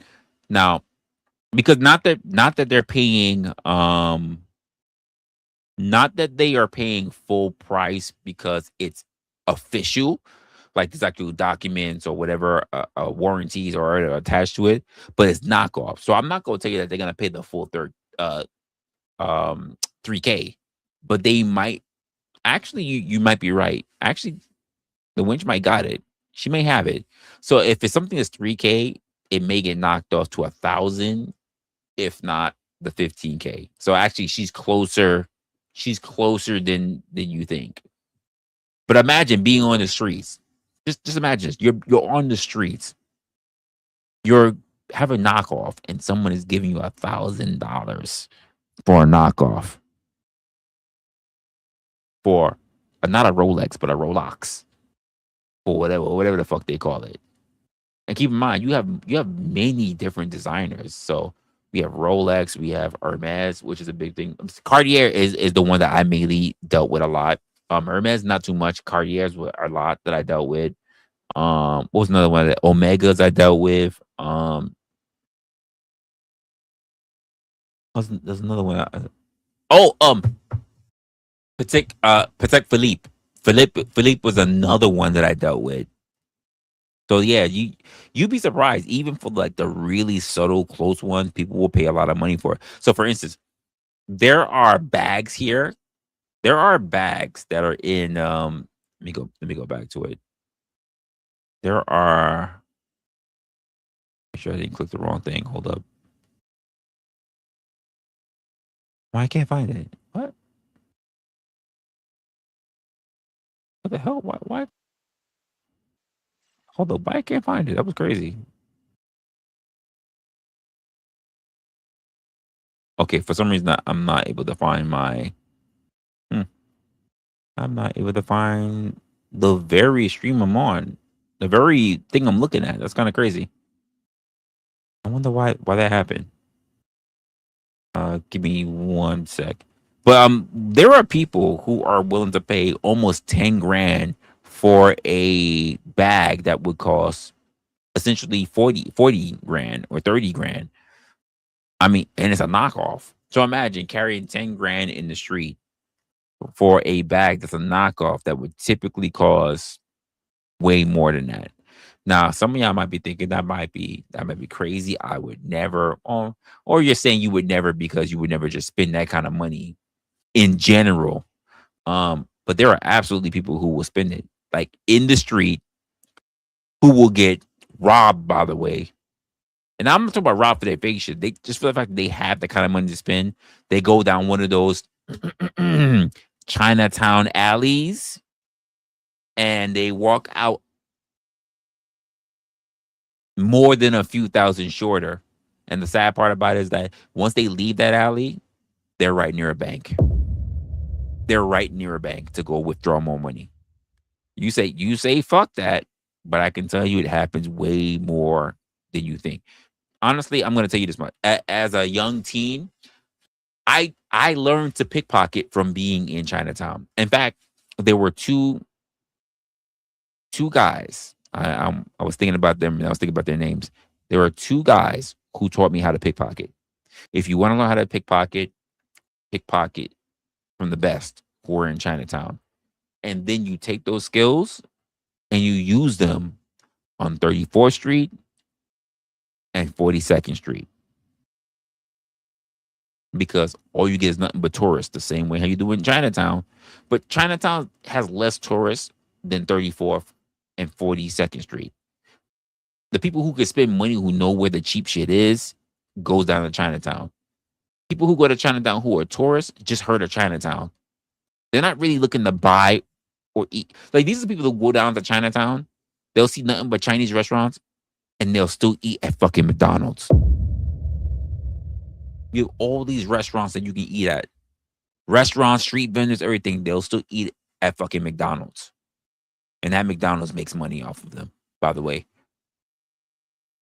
But if you take them to 34th Street, because they're near all the shopping districts and Macy's, the Macy's Day Parade, all the bullshit like that, or 42nd Street, the ball dropping, you can rob them real easy. Real easy. And by the way, let's just look at this way. Look at this way. Jen, look at this way. You see these guys here? Mama, you said they're from Utah, right? You said they're from Utah, but they're making their money right now circling Chinatown in my city. What do you think this guy's doing right now? Let's look at this guy right here. This guy right over here who's staring them down. Why is he facing a door that's closed with a caution sign? You don't think he's monitoring to see what's going on? But you see these two guys. But there's a third guy, the guy who's holding the camera. This guy's doing some monitoring. He got something going on. Why would you be facing a door that's closed to you in the corner of it? What is he doing? What's he doing? Why is it he's not just doing what he's doing with two other guys that are behind him, but now he's checking out what's going on over here in the foreground? I'm not saying there's anything going on. Hey, you said it. You said it. I didn't. You said it. I did not. You said it. Trying to be low key. Right outside of McDonald's here, you can come. Look, hands in pockets. All three of them hiding. Four, but I don't really count him. But all three, and he's casing. He's casing. Folks, can I tell you, like, most of you would not see this. Most of you would not notice this. Even the motherfucker right here, he's just hiding because the camera's around. But this motherfucker is here on the lookout. These two, like, he's hiding down. Him, he's looking at the reflection, watching these guys over here. This guy in the black is watching the window reflection, watching them. This guy's that fuck the whole reflection. I'm just gonna straight up watch you.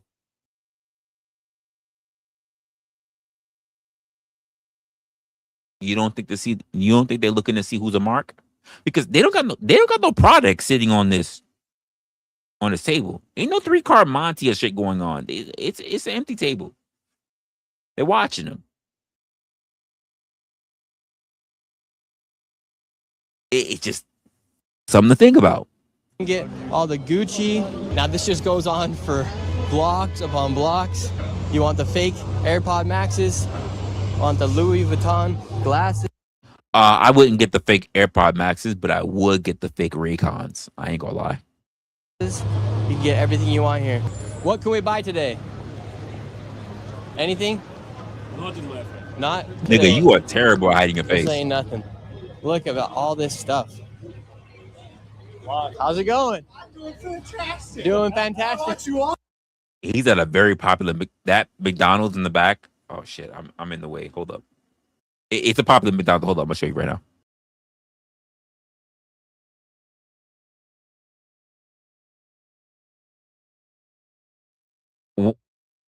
When I tell you, this is gonna sound bad. When I was a young teen, I picked up a lot of Asian girls, or at least I tried to talk to a lot of Asian girls at that fucking McDonald's. It was crazy.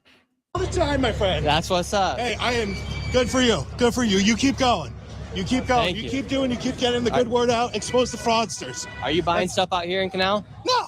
No. Nah. Buying real American products. There you go. And what do you think about all these Liar. fraudsters? Yeah. Honestly, that's money. It's money lost. You know, if What's up? See, look, they freak out when you pull a Jesus. camera. What do you think about Mondami, for instance, wanting to raise tax on rich white people here, or rich people? He's And- losing all his money right here. This is money gone. If you want to take care of New Yorkers, you know, there's money gone right here. Only the people who are really rich will spend their money on that bullshit, and the desperate, by the way. Gotta take care of it. And why do you think right now they're trying to tax the rich, for instance, here in New York City? Meanwhile, they're letting all this illegal activity take place. Well, I mean, did you see what Hochul said? She's like, oh, they're not true New Yorkers, they're gone. I moved to Florida, you know, and I love it in Florida. It's absolutely fantastic. Because I don't pay any state tax. And my house insurance, house taxes, a lot lower. Mm-hmm. So why would I want to pay a lot of the money that I work extraordinarily hard for to a city that just, you know, throws it all away? I don't understand that anymore. It doesn't make sense. You know, I don't care if you're left, right, center, whatever you are, you know, just do the right thing. And this is not the right thing. This is not the right thing. This is not the right thing. Right here, you have the National Guard coming through, and you have all these people doing illegal activity. I feel bad. They're right next to Empire Luggage. I bought something from there before. Let's see if these guys will fear the National Guard. I wish they would walk through there, because they wouldn't do anything. So you legit have National Guard walking right here, but the fraudsters don't even care. Damn, they're reminding me of a place that I haven't been to in a while. It's called Pearl Paint. I gotta check out to see if Pearl Paint still exists. The National Guard don't even walk on the sidewalk. They just walk on the street because It's a lot faster. Now we're walking past Canal and we're going north on Broadway. Don't tell me it's always been like this. If you turn around the camera real quick just to show while I'm talking, it goes block after block after block, and it is because of open border policies, objectively. And I'll give you one example. I know there's all this controversy around ICE. ICE came here and put out... Oh, my heart. My heart.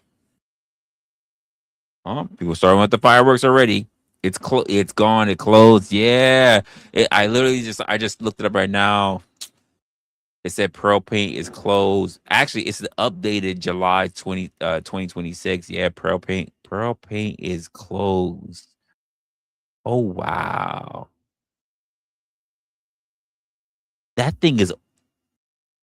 place was so, wow. That was one of the first places when I was learning how to to draw. It was like my first introduction to really leaving the Bronx to go somewhere outside the Bronx on my own. And it's closed. Pearl Paint is closed. It took this long though. That's crazy. Oh, I feel so bad, but shit. Pearl Paint is closed. All right. out a van for one day, okay? This place was clear. Women could walk through without being harassed and catcalled. There was no one selling drugs. There was no crime in one day. And then there was the reverberating protest against that. Why would you protest clean streets and New York tax dollars going to things that we desperately need? I will never understand that. It's absurd. And either that day or the day after, they arrested, I think, like 9 or 10 people. And if you look at the track records of the people that they arrested, they were all released. All of them had a track record of either violence or drug dealing. And these are the people that you're protesting and wanting back out in these streets. It's completely un-American, no matter your skin color. It has nothing to do with race. It has everything to do with tax fraud and the safety of American streets. Look at the congestion, all this counterfeit goods. Yeah, but I'm gonna keep it a buck. I'm gonna keep it a buck. Even if he wasn't there, that congestion would still be there. I'm not gonna put that on him selling his goods. You really don't know. Canal Street is really fucking congested, so you would get that regardless. Selling causes. It's insane. Right now, this is the middle of the day on a Friday, right? It's almost an entire zip code. And the amount of people that send me, women included, small business owners included, that tell me they have to travel blocks around this area just to get in the subway because of this stuff. No taxpayer. We all work very hard. We're up early in the morning. We go to bed late at night, working our asses off. We should not live in a city. There should not be a single inch of any city in the United States where taxpayers can't walk. They pay for those streets with their taxes. All that cash. What's wrong with us filming this? These people who sell too, like, to put it into some perspective of just tax dollars, make something like $3,000 to $5,000 a day. Do the math. That's one of them. Think about the breadth of that racket here in New York City. When I first exposed this fraud, a lot of people were upset that I exposed this fraud. Just listen to this lady. My husband showed me a clip of that kid, Nick Shirley, going around Canal Street antagonizing the men who are trying to, look at that promotion. Sell us some shit there. Wow. And you guys think I need to get a life? What a fucking loser. That's all. However, this is how women really feel who live in Canal Street. And I've not gonna lie, I was hearing what she was saying, folks. But if you get to know me, someone who likes to cook, someone who really pays attention to what's missing and what's around in his kitchen, I just gotta say, why the fuck is she missing so many knives? She's missing like 1, 2, 3, 4, 5 knives. Well, she's missing like 4 steak knives. Like, and she's like, why is she missing so many knives? I'm sorry. I'm judging. Sorry. Well, sorry. I'm sorry. We listen. We don't judge. All right, let's just admit it. You guys think That I didn't need to happen. get a life? What a fucking loser. That's all. However, this is how women really feel who live in Canal Street and have seen the degrade for years. So you're a native New Yorker here. Yeah. A lot of people are saying this is an issue, but would you say this has just gotten worse over the years? That isn't an issue? They're saying it isn't. Yes. Come on. They're lying. Or they're blind. I don't know what. And you as a local New Yorker, how have you seen this area change over the past few years? You can't walk. I mean, if you actually want to get somewhere, you can't walk through that. I mean, there's always been people that sell on the street. That's fine. But this is like insanity and very aggressive. And it's just bad. You don't even feel safe walking through that.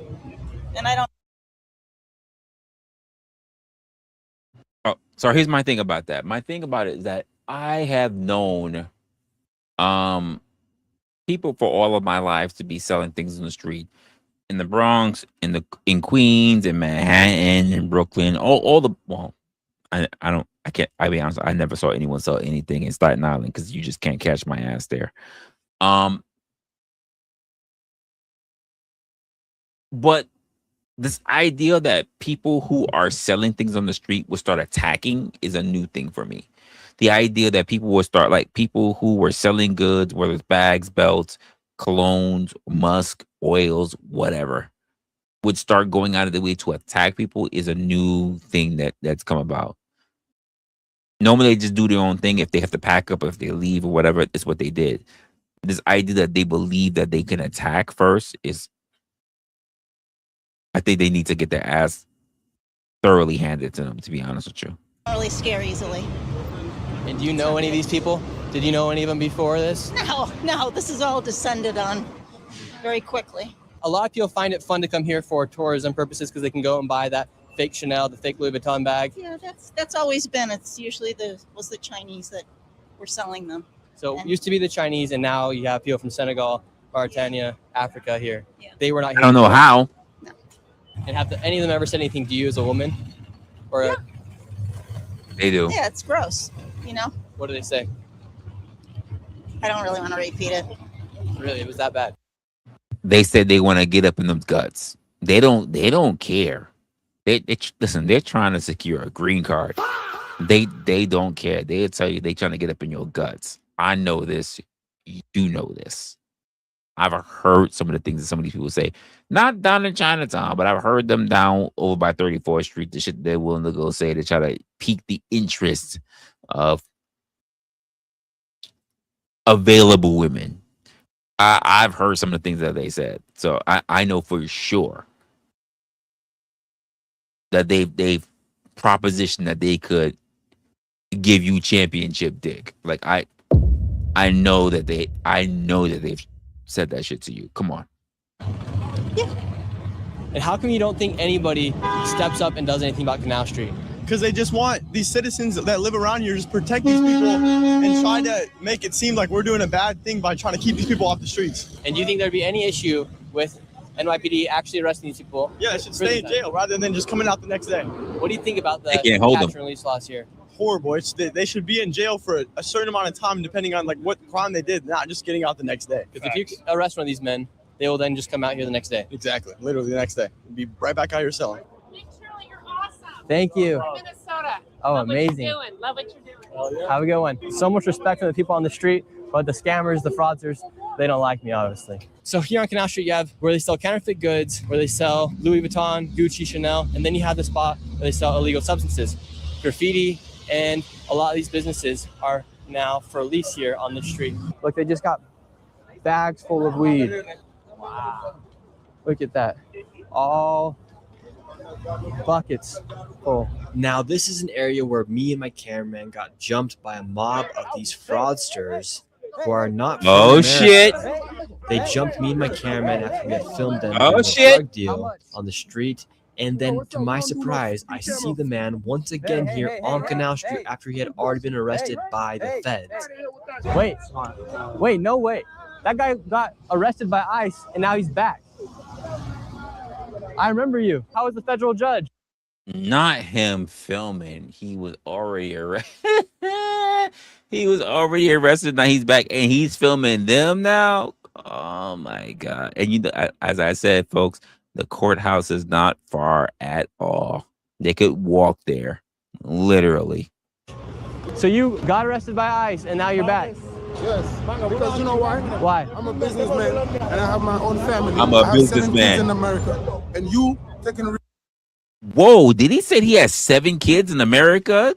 a businessman and I have my own family. I have 7 kids in America, and you taking a recording at me for illegal. Because you're doing stuff illegal? No. Hey, you know what? Ladies, I'm fucking up.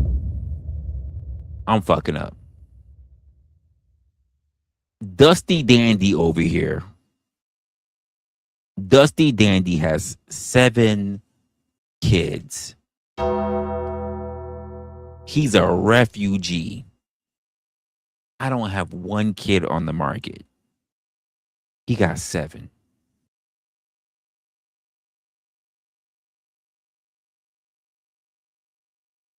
I don't even know. I don't even know what to say. I don't got 1. He got 7. He's Dusty Dandy over here. This is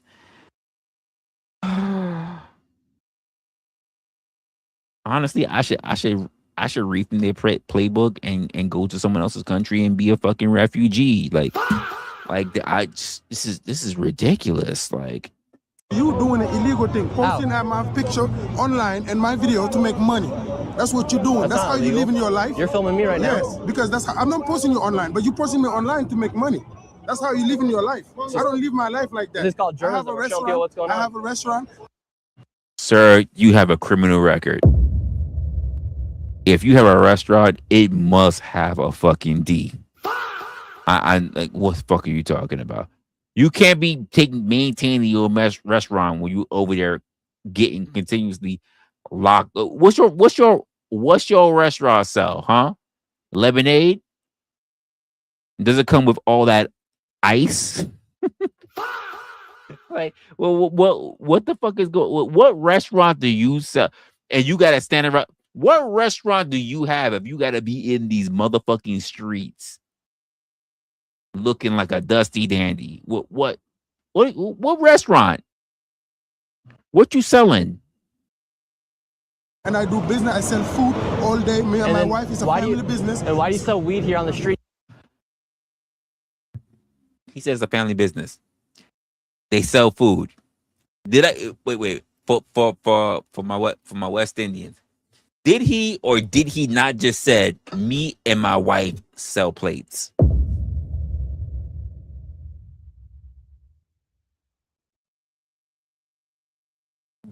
For my West Indians, did he or did he not just say, without saying, me and my wife, we sell plates? You don't have a business, sir. You don't have a real business, sir. Come on. I caught that shit. Some of you don't know what we're talking about, but him and his wife, they sell fucking plates. That's all. Go research. Who's selling weed? Who you got over there selling weed? Look at all these guys. Weed is legal. No, you can't sell it in buckets full here on the streets of New York City. But who's selling? Why I sell food. I said you sell drugs as well. Remember? What are you talking last time I was here? What are you before you talking got about? almost deported? So right now, you fool me. Yo, yeah. Right now, fool me. Listen, man, look, my guy. No, bro. And no violence, okay? Or no violence. We talking, okay? You guys are gonna jump me today. So I'm saying, you recording a family man, hardworking man with 7 kids, 7 U.S. citizens, and you posting my face online. Yeah. My man says 7 kids, 7 U.S. citizens. Oh my God. 7 kids. Hold up. You know, first of all, folks, I'm not the greatest at math, right? I'm not the greatest at math. You said he would be in the streets midday. Like the restaurant time. Like, listen, no time. 7 kids. 7 U.S. citizens, which means this man is out here with no real job. He got felony records. He's at risk of being deported. 7 kids, 7 U.S. citizens. He didn't say, I have 7 kids, 4 U.S. citizens. He said 7 kids. All 7 are born in the USA. 7 years, no citizenship.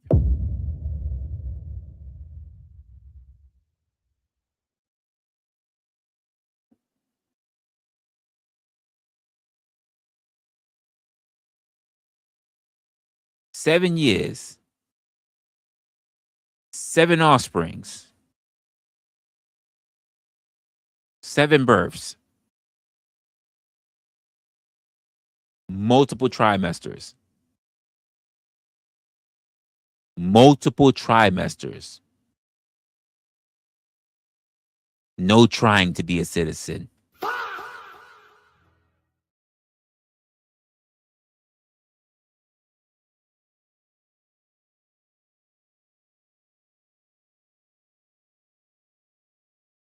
Let me know where I'm off. Just let me know where I'm off. So people watching your video, my videos, my face off of your videos, and they're making money off of that. You making money off. Oh, he want money. He want a check. He want a check. He want money from his likeness. For my face. Yeah. But why are you doing that? I have 7 kids and they going to school. Yeah, bro. My kids going to school and public school, by the way. Like, can we? Your kids go to public school. You cannot be sitting in a private school being in the streets all day. Like, come on. Why can't I videotape you on the street? Do you know what the First Amendment is? But you're posting it online. You're not supposed to do that. Why? That's illegal. That's no, it's not illegal. It's not illegal. Illegally on the streets of New York City. What's your name? Say it again. My name is Muhammad. My name is. Of course, his name is Muhammad.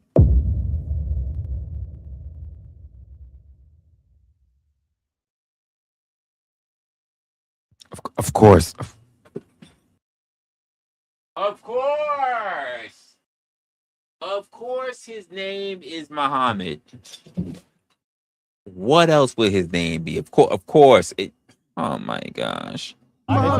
So you're not supposed to sell stuff illegally here on the streets of New York. What are you talking about? Let's go to my restaurant. You want to walk to my restaurant? You walk to your restaurant? Yes. You want to walk there? Yeah, let's go there. It's 89 Canal Street. Let's go. Okay, let's go.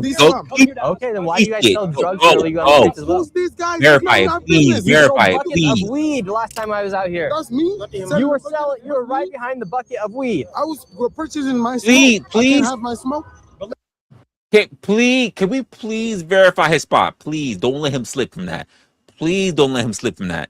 If I want to use the cannabis, go ask any of these guys. So why are you using my image? My question is, why are you using my image to make money? I have 7 children. Why are you doing that? Why are you using my image? We can film here on the streets of New York City. No, I'm a hardworking man. I don't deserve that. Just like how you're filming me, I can film you. No, but you posting it online to make money, bro. What's wrong with that? You can do that. You can't do that. Yes, you can. Yes, you can. It's you violating the civil rights. You're on the street, sir. Yes. No, it's not. It's not. Yes. You're on the street. It's not. You cannot put a family man, hardworking man.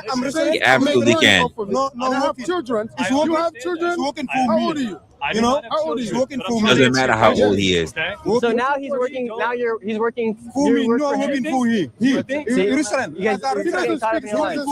doesn't speak English. Why you are recording us? You don't speak English. This is taking tax dollars out of New York City taxpayers' pockets. What's taking tax dollars? This entire corridor is full of people that do not pay taxes. But this is not my business. I have no responsibility. Okay, so what is your business? What do you do here? Then why do you care if he's filming you? Okay, then why? How you selling food? Where the food at? My shit online. Why do you care if you're not breaking the law? What does it matter if he's filming Where the food at? So you're in defense of these individuals here. So do. These guys are selling stuff illegally. They're selling weed out here. Buckets full of weed. Yeah. I'm not the hustle. Yeah. Leave them alone. Like, my they're point doing is, that my thing. point is, He'll shut down the block. I was just about to tell this dude. Yo, Shut down the whole fucking block, man. Thank you. This And so is this guy's saying he runs restaurants. Thank you very much.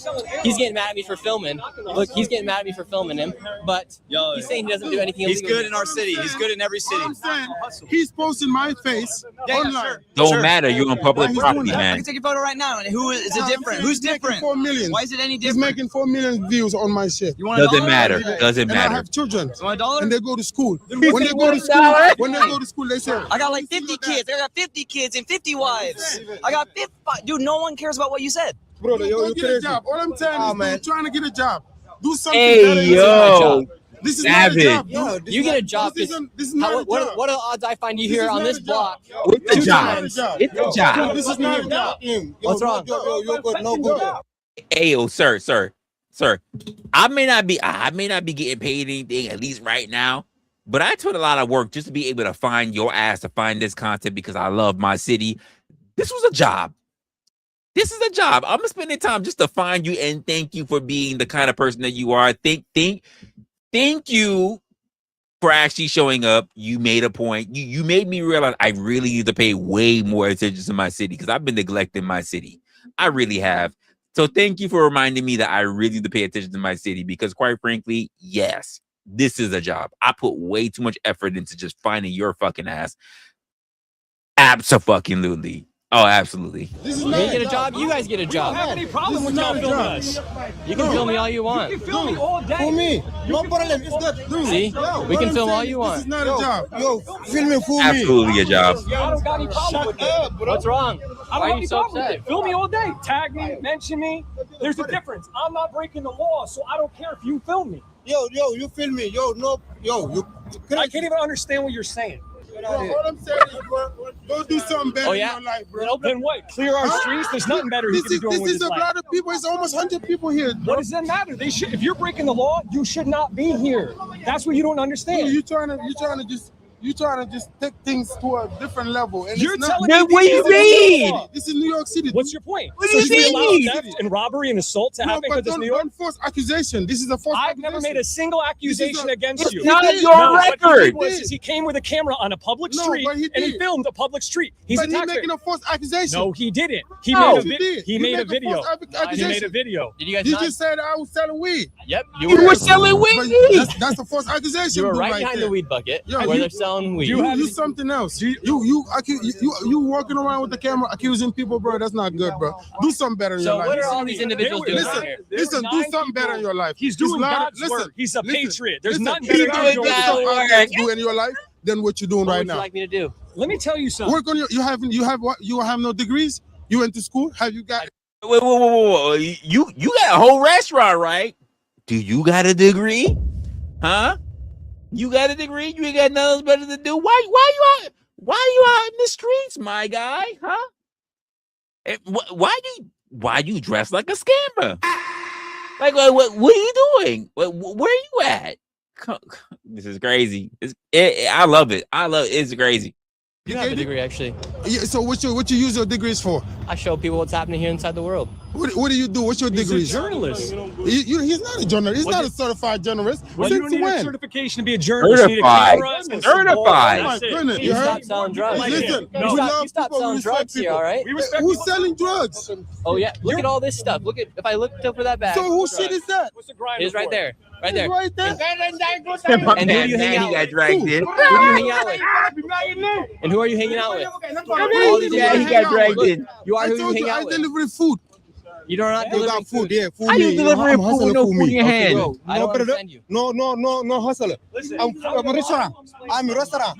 I'm a restaurant. Your restaurant's not here. What? There's no restaurant right Yeah, there. restaurant right here. And go to your restaurant. People are waiting for you. Brother, Go to your restaurant. it's my brother. For me, I'm hustling for me. Why You are don't you know what so angry at restaurant us means. for filming on a public street? Listen, I'm not angry at you. I respect you as a human. I respect all humans. You guys did it But last time because listen they to me, jumped me and my listen. cameraman. They don't need a Whoever degree jumped you, I at never all. touch you. I never did touch you. If I touch you, you're gonna be break, man. I'm not Kinda gonna touching fight now, you. I don't kinda fight. I'm not a touching violent person. You understand me? We don't do violence. Beg to differ, but Okay? We Off don't of do our no last violence. interaction. What you need to do is chill with Surprised this that you're back here camera. on the street. Chill this camera. What do you mean you're surprised I'm back on the Well, street? because ICE detained you, but apparently you have the right to be here. So great for that. I'm happy you're here. And now I just asked for you to not be selling drugs here on the streets of New York Nobody City. is selling drugs here. Don't make up. That's a makeup thing, bro. Then what was Don't that lie. bucket of weed Look, these when I people approached do. you last You see time? this? What This they man's do? The not- vending. yep, This what we homie's do not here. helping. Listen to me. Listen to me. Yeah. You listening to me, or you I'm listening to me? I have video Everybody footage of over here buckets trying of to weed. survive. It's like Listen, your man's trying to get on everybody camera. just trying to survive. Same. That's what they do over there. Yeah. You see what I'm saying? Is your name Mamadou Ndoye? Yeah. Okay. Yes or no? Is this your rap sheet? You said that you don't sell drugs. I'm asking you. I'm not making any statements right here. Recklessly endangering. These are previously arrested crimes. Counterfeiting third Got degree. him. Unauthorized use of. Who's talking to you, dog? Back off. Everything's my business. Got Unauthorized use of motor vehicle, him. criminal sale of narcotics, possessing a controlled substance, possession of marijuana for sale, making false That's reports, not law me. enforcement, Listen, and you got resisting 5 arrest. pictures Okay. here. Oh no, I got it. I want to see that again. I want to see that again. That is crazy. Illegal alien from Mali. Right off the bat. Final order. Assault, reckless endangerment, counterfeiting third degree. The third degree. Unauthorized use of a motor vehicle. He don't have a license. Of course not. Of course not. Criminal sale of you sell drugs, narcotics. Narcotics. What are you talking about? Controlled substances. Oh, this man is crazy. Crazy. Controlled substance, possession of marijuana for sale, making false reports, law enforcement, and resisting arrest. Pictures Okay, here. but I'm You asking got you. 5 I'm pictures asking here. you. Is this not you? And is that not your rap sheet? No, that's not He me. said So yes. Right there. Yeah. So this is different people in there. Okay, well, keep So going. what do you Is do? that not? I just asked you. You guys have nothing better to do. You went to said sit so. over here. So you just let me just go Of off the rap course. sheet. Yours. Of course. Where? I'm asking you if this is your picture and this is your rap sheet. That's a question. That's from Homeland Security right Dog, there. that is a Yeah. rap sheet long enough Nah. to track me. And you're saying you're here not breaking any You know laws? how long I've been in America? I'm asking you. This is a question. Then you answer that Bro, part. over here, bro. What are you talking about? Is this your track record? No, that's not Okay, mine. No. interesting. He said no. That's not my track record. After saying yes, that is me. Come on. Wait, what? Come on. Come on, man. Come. At some point, you cannot say, yeah, I'm him. Wait, no. What was being said that is not me. And you're mad at bruh. Come on, man. This is crazy. Okay. Interesting. So this is all false. what's from your name, the then? Department of Homeland No, Security okay. is making So false what's your statements. name? Interesting. My name's Nick Shirley. What's your name? My name is Spag. Mohammed. Mamadou. Yeah. So that's not. Can you film that? That's not your track sheet. No. That's not your rap sheet. This is false. No. Then we'll serve a correction. bro. Right? No, Let's send the Department of bro. Homeland Wow, he Security. looked This guilty. is false. No. Figure it out. None of that. Yeah. That's not you. Yeah. No, not here. Interesting. Interesting. Hold up, That's not hold your up, rap hold sheet. up, hold up. Muhammad. So you're trying to say this is not you? Not touching him for you. You're trying to say that is not you, Muhammad? him. Hey, yo, That's nobody not hitting you. This is him right here. Muhammad, so this is not a bucket of weed right here that you're standing next to, selling here on the streets of New York City. Yo, boy, I knocked the shit out of him last time. Yeah, you did. That was you. And now you guys are back here selling stuff illegally. Look at this. The feds aren't even doing their job. You gonna stop shit? The feds aren't even doing their job. They arrested you guys, now you guys are right back here. Hey, right back. Right back, selling stuff illegally, huh? How do you contribute to society here, huh? This guy jumped me last time here on Canal Street, now he's back doing stuff illegally Damn. once again. They don't see any problem with that. How do you contribute to society here in the United States? Do you work hard, pay your taxes? Yeah, I do. Get sent away to other countries. And then these guys right here selling stuff illegally. He's once jumped my own standing like a cameraman. fool. Now he got arrested. Now he's back here on the streets of New York City doing it once again. Never got arrested. So they just put you in jail and release you the next day? Yep. You know what's so sad about you want to hear what's so sad about it? not that it would count as not what that it would count towards African Americans, right? But if we're talking about the amount of black people who are arrested and then quote exonerated, as in found not guilty, then these people still count. They're not even properly documented, so who knows what kind of stats are even being put on, but they will be also considered to be exonerated because they're allowed to just be back on the streets. It's interesting when you think about it that way. This is so much. Honestly, he's got. Listen, Nick Shirley got so much left on it. How much he got? He's got like a good 30 minutes left. I'm not even gonna get into it. Shout out to him. Damn, I feel bad. I feel bad. I know I couldn't be bothered doing this guy. I know at some point, me personally, I might end up in a fight. Damn, it's a lot going on. It's a lot going on. I got a lot I want to take care of, but I didn't even expect to really be on this long. Check out his channel if you haven't already. It's Nick Shirley. I kind of feel weird that he's opened somebody else's city, my city, and he's even to do this. Damn, that reminds me, like, what's Cash Jordan been up to? Because I know he covers a lot of the city too, but at least he's a resident at the same time. I did enjoy this particular episode, this particular stream. It really does say a lot about what needs to be cleaned up. I mean, while people were sitting there putting out tweets to Zoran Mandani saying, "Oh, we need to do something about these potholes," so he can turn around and type and tweet back on it. But when it comes to we need to do something about these motherfuckers that are not only quote unquote selling all the shit they're doing, but also when they don't want to be on camera, they might be attacking a motherfucker and they're selling drugs or whatever. Here's my thing. Like, my thing is at the end is like, this motherfucker got 7 kids. He said all 7 kids, 7 years, and you didn't turn around and you get your freaking documentation. It's wild to me. And it makes me also wonder about the woman or women who also gave birth to these kids. It does make me wonder quite a bit. It does. I don't know, but now that I'm seeing it, I might have to keep track of a bit of stuff. This was actually pretty fun to me. I think I might have to consider going back to doing some of this stuff. I don't know. But I got a whole lot of stuff I need to worry about as well, so we can get into the next quarter of this year. Because your boy's a busy guy, and we'll go from there. With that being said, I don't know what we're gonna do, if we'll have a stream maybe even tomorrow. I got some things I gotta work on, and besides, it'll be 4th of July. I don't know if any of you guys want to be doing anything on 4th of July, or you might want to be actually seeing a stream when you guys are, eating dry hot dogs, eating hamburgers, drinking your favorite beer, or getting to see that cousin you didn't see in a long time. Anyway, whatever it is, I do hope you have a good time. I do hope you get to light your fireworks. I hope you do not become injured. And I do hope that it is a great and tolerable day for you. And if we happen to be live, feel free to actually show up when you get the notification. If not, I do wish you and yours a good one. Until then, I will see you in the next one. Take care of yourselves, y'all.